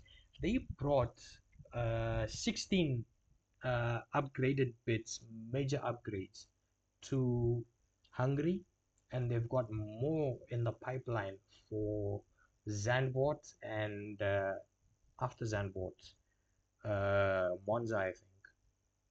So basically, new end plates, front wing sweeps, longer, more slender nose, and then the rear wing, the beams, and all this, diffusers and all this, the what should I say, the engine, like the cover panels, the air scoops that they have on the sides, the wakeboards, what used to be called barge boards in the 21 iteration of cars, and then the floor edges and everything. So they've got like a completely brand new car. Aston Martin effectively arrived in Hungary with a B spec car, with a completely different car. So if the car that they were using till now was going in this direction, this car is going in this direction. So completely different car. But according to Adrian, there is more in the pipeline for the upcoming races at Zandvoort and Baku. So Baku after Zandvoort, not Monza. So they've got more upgrades coming, man. They've got more upgrades. It's official. Sepang is back. Malaysia to host Sepang, the name of the circuit in Malaysia, to host the Bahrain Grand Prix on October 4th. So the Bahrain Grand Prix, the Bahrain GP will continue as intended, but it will be hosted in Malaysia. That's that's news. It's good to go back to Sepang, man. A long time we've been screaming, let's go to Sepang, let's go to South Africa, let's go to Hockenheim. But yeah, I found this interesting. The Czech Republic president is one of the official photographers of the Hungarian GP today. The 64-year-old is a passionate sports photographer uh, with a particular focus, uh, grammar, focus on motorsport. So this I found so interesting that being the president, he's still managing to find time for his hobbies, and at this much of a scale that he's showing up to an event and he's just enjoying his hobby. So good for the man. Good for the man. Oscar had plenty to say about Carlos. This is the back market issue we had in Hungary.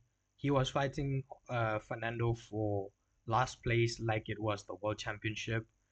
That's got to be one of the dumbest things I've seen on a racetrack. He's quite critical of others. I think he should look in the mirror a bit.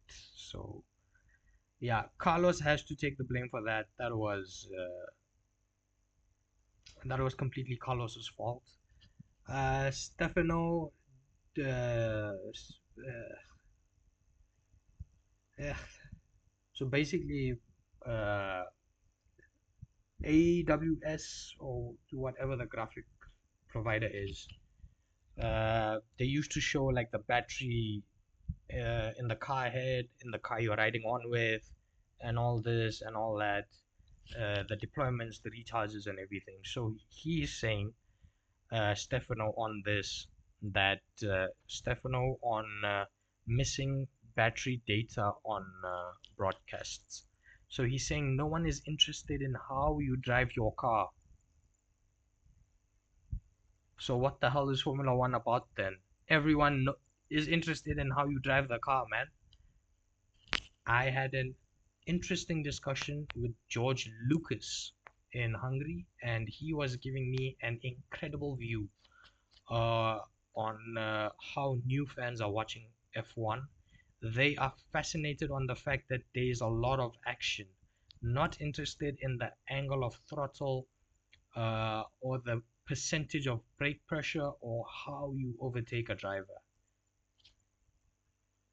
This guy is basically saying that fans are not interested in the essence of going racing. They're just interested in the action bits. How do the action bits happen What is the build up into the action bits is what everyone cares about. I swear this Stefano and that MBS, they are killing my sport. They are killing my sport, man. They are killing my sport. If you know MBS, then you know who I'm talking about. What's his name? What's his name, man? Ben. What's his name? Ben something. Mohammed Ben. MBS. Mohammed Ben Salam, the president. That guy is. I mean, I don't think I need to get started on him. If you've been watching Formula One, if you've been listening to the proper fans of Formula One, I think you know uh, the issue we have with him. Alex knows Red Bull, knows the Red Bull meat grinder too well. So basically, on F1's YouTube channel, they put out a video trying to try for the drivers to try and guess who the driver is by judging uh, from the teams that they have been at. So this photo was about Toro Rosso to Red Bull, the jump from Toro Rosso to Red Bull. Alex said there's no driver that's had this because everyone's been fired at this point. So yeah, in case someone didn't know, it's Max. Toro Rosso 2016, it was called Toro Rosso, then Alpha Tauri, then the Racing Bull nonsense, Visa Cash App nonsense that it's called today. Yeah, so this one was quite fun. Everyone's been fired at this point. Yeah. So basically, he was hinting at what's after Red Bull because no one has stayed at Red Bull. That's what he was hinting at. If you didn't get the joke, uh, what is this? A mixed bag in. Oh, okay, yeah, the T20s. Dude, whitewashes against half Ireland, not full strength Ireland. Whitewash against England, and then you beat what's his name, Zimbabwe, and then you think everything is fine. Man. No, management is just a shame. Management is just a shame. Then the ODI series, India versus England ODI series. England won the series 2-1. Yeah, yeah. India lost everything, just won one match out of the last. So 10 matches, 13 matches, one win, one washout. Yeah, you lost 11 out of your last 13 overall. Ajinkya Rane, he announced his retirement. Where is his post? Yes. Okay. Thank you, Ajinkya Rane, a true gentleman of the game. Thank you for your memories and yeah, everything.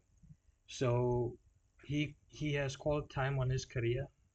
Earlier, when I was talking about Johan Zarco, I mentioned whatever sport category it is, there's always people that should have earned more than what they got. And one of the examples is Ajinkya Rane. 36 all out against Australia. Captaincy thrown onto him, trust, thrust upon him, and then history written. Ajinkya Rane answered every challenge with calmness and class, leading an injury-hit team side from the lowest of lows to a historic 2-1 Border Gavaskar triumph in Australia. And in that, he got 100 as well, by the way, in all this. Basically, what happened, India got, oh, it's right here. India were bowled out for 36 in the Adelaide Test. And then I think we went on to lose that match in Adelaide. And then there was Virat was coming back home for personal issues. Rohit was there, but I think his form was a bit up and down at that point. I can't remember his form, how he was. and basically he had a basic dude. He had bowlers like Siraj and all these guys, man, and he won with them. They had NZvsIND and all these people, man. We had so many injuries. India had so many injuries. One more injury, and Ravi Shastri was going to pad up and come out and bat. That is how critical it got with injuries. It says right here, leading an injury hit in the second line, Ajinkya Rahane under it. Leading an injury hit Indian side from the lowest of lows. And this is it, lowest of lows, 36, bowled out in Adelaide. Ajinkya Rahane took over as captain for remainder of the series. Scored a brilliant 112 on the Boxing Day Test match in Melbourne. Led India to a famous 8-wicket win and one play of the match. Managed an injury-ravaged squad with several senior players unavailable. I think Rohit may be also injured. I can't put my finger on the Rohit situation. Virat was unavailable for the rest of the series, if I remember correctly. But basically, that's it, man. Senior players gone, unavailable. Young people, dude, he won with NZvsIND, Mohammad Siraj, Rishabh Pant, and all these people. Shubman Gill. This is about when 2020, 2021, this series. All these kids are new, man. No one is reputed, no one has a name. And then captained India in the last photo. Captained India to a historic 2-1 Border Gavaskar trophy series win in Australia. That's the big one. Not in India, not home, away. Dude, no one can ever take this away from him. But he is one of those guys, him, Pujara, are one of those guys that deserve the WTC championship, World Test championship. They deserved it. Just one of those guys. Pujara, I'm not sure if he announced it or what.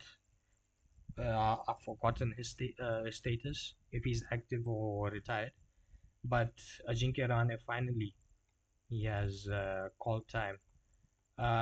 Last year when India went to England for the Test series, there was an interview of his where they asked him, "What is your status? How do you stand?" And he said that I'm good to go. I'm ready to go. I've been in touch with the selectors, but they haven't responded back to me. He said the selectors were not considering him. It's a light way of saying what he actually said. I'm not quoting him, but yeah, he's gone. India's slip cordon is gone. At one time, Rohit, Virat, Pujara, and Rahane. That's slip cordon. It's all gone now. And in the mix of all this, what's his name? Ravichandran Ashwin also gone. Yeah. Ben Stokes. Thank you, Ben Stokes. An icon of England cricket bows out. Thank you for the memories. Ben Stokes and Gus Atkinson. So that New Zealand match that happened about a month ago, 2 months ago. England wins the first test. The first test. Ben Stokes and Gus Atkinson go out to party to enjoy the win, the victory, to celebrate. They get into an an altercation, let's say, and Ben Stokes and Gus Atkinson are suspended for the second test match. So then what happens is Joe Root is made captain and changes happen. And then for the third match, Ben Stokes comes back mid-match, mid second innings or something like that. Video comes out of Ben Stokes saying, "Thank you so much. I'm done." And Ben Stokes retires. So while while while as a player he has been sensational, just performance-wise, it's a shame that his ending is so abrupt because of what happened in that bar fight. And with that bar fight, there's definitely other information that is not been made public. There's a lot of things that the English Cricket Board is hiding because it will ruin a lot of reputations. And with England's track record, last year they went to New Zealand with Harry Brook. He had a drunken issue. Uh, Last year during the Ashes, they are losing the Ashes. They go to Noosa. They have uh, drinking parties within the camp, and the videos come out of them being wasted midday.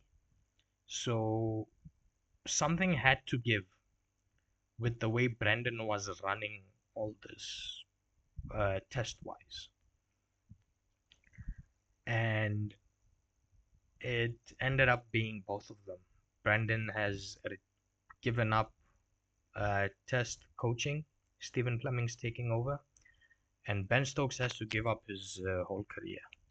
So Ben Stokes is no longer an active player in any format. But I did see a statement from Rob Keys saying today that I will not rule out a Ben Stokes return for the Ashes. So maybe he comes back, maybe he doesn't. Depends on whatever happened in that bar fight a month or 2 months ago. Whatever happened in that fight, that is what made him retire. And there maybe might be something else that the cricket board is keeping suppressed.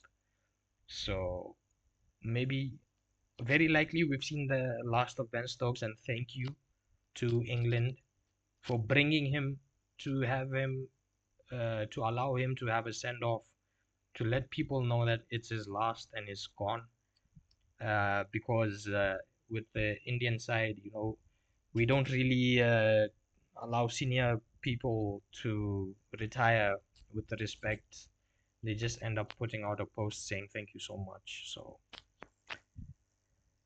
Ben Stokes is gone, and along with Ben Stokes in that same series, after the first match, if I'm not wrong, the first match was at Lord's. Uh, hmm? Yes, after the Lord's match, I don't know if it was the first one or the second one. Kane Williamson called time. He didn't play the whole series. One of our greatest, this is New Zealand's direct accounts, one of our greatest ever signing off, Kane Williamson, has announced his retirement from international cricket effective immediately. Kane Williamson is gone. So close to 10,000 runs, test runs, so close. Maybe just 2 or 3 more series worth of games, and he would have hit 10,000. But the man has called time. Before the series even started, I saw the press conference. Reporter asked him, so Kane, is this the last one then? Last time at Lord's, last time in England? And he shrugged it off. So I had a feeling something would come, but I thought for sure, because after this, New Zealand's next test assignment is India. So I thought maybe he will retire at home in front of the home crowd, but yeah, Kane Williamson's also gone. Uh, that was it for what's it called? For that, I just remembered real quickly. I have saved this standings. Uh, mm, okay, this makes sense. So I'll just do the top guys. Jorge Martin leads the riders standings, 208 points. Behind him is Ayagura, 14 points. Behind Ayagura is Mark with 18 points. That Mark has closed down that gap. He's going to take over at some point. He's going to take over. before the season ends, he's going to take over. The question is, when the season ends, will it be him that is leading the championship or not? Bez in fourth. He is now 22 points behind Jorge Martin. Jorge is on 208. Bez is 22 points behind. Behind Bez is Fabio Di Gianantonio, 24 points behind. And then Ralph Fernandez is about 49 points behind. So we'll just stop it there. We'll stop the count there at the top five. It's close. 25 points covers the top five in MotoGP. That's about a race win's worth of points, roughly, if I'm not wrong. And then Formula One, what's it called? Driver standings. Kimi Antonelli leads with 219 points. Behind him is Lewis on 169 points. George on 160 points. Charles on 138 points. And who's after? Who's after Charles? Lando on 100, and I want to say, where's Lando? Lando on 128 points. So these four people, Lewis, George, Charles, and Lando, are 100 points within Kimi. Max is more than 100 points behind Kimi. So this is as your standings stand at the summer break. It's been 3 hours. I can't believe I've yapped, man. I have yapped, for crying out loud. This is the standings as they stand right now. Yeah, that's about it. The grandstand, what is the future? It's this videos, man, videos. Going to take long breaks and then do one video, make it a long video. That seems to be the future. So when you will see me next, I can't say. Should be after let's say after each round. I will try, hopefully, somehow to put out some kind of a video. If not after a couple of rounds, maybe. I don't know when the next video is coming out. I'll be honest with you. The next video is a big question mark of when it comes out. There's a lot of things that are causing me headaches. I don't even know when this video I'll be able to publish. So yeah, keep waiting for the next one. Subscribe to the channel. I'm trying what I can. Live streams are not possible. Regular videos don't seem like a possibility as well. Let's see what happens. But basically this is the catch up from after the IPL up to the season break, up to, let's say, what, August 1st, August 2nd, depending where you are, up to this season break. Let's see you when the next video comes out. Till then, remember to like, subscribe, and comment a bunch of things. Comment your takes on some riders, some drivers, some cricketing results that happened. ICT, there's a lot to talk about over there. Comment on what you want on when I speak about the Indian cricket team, on whether you would want me to speak in English or speak in Hindi. I'm not sure who my audience is. Just comment with me, interact one way or another with hitting the like button, leaving a comment, and smashing the subscribe button. Could really do with these. The next video is a question mark. Let's see when I come. Hopefully it should be soon. I can't say when. Hopefully it should be soon. I'll see you then.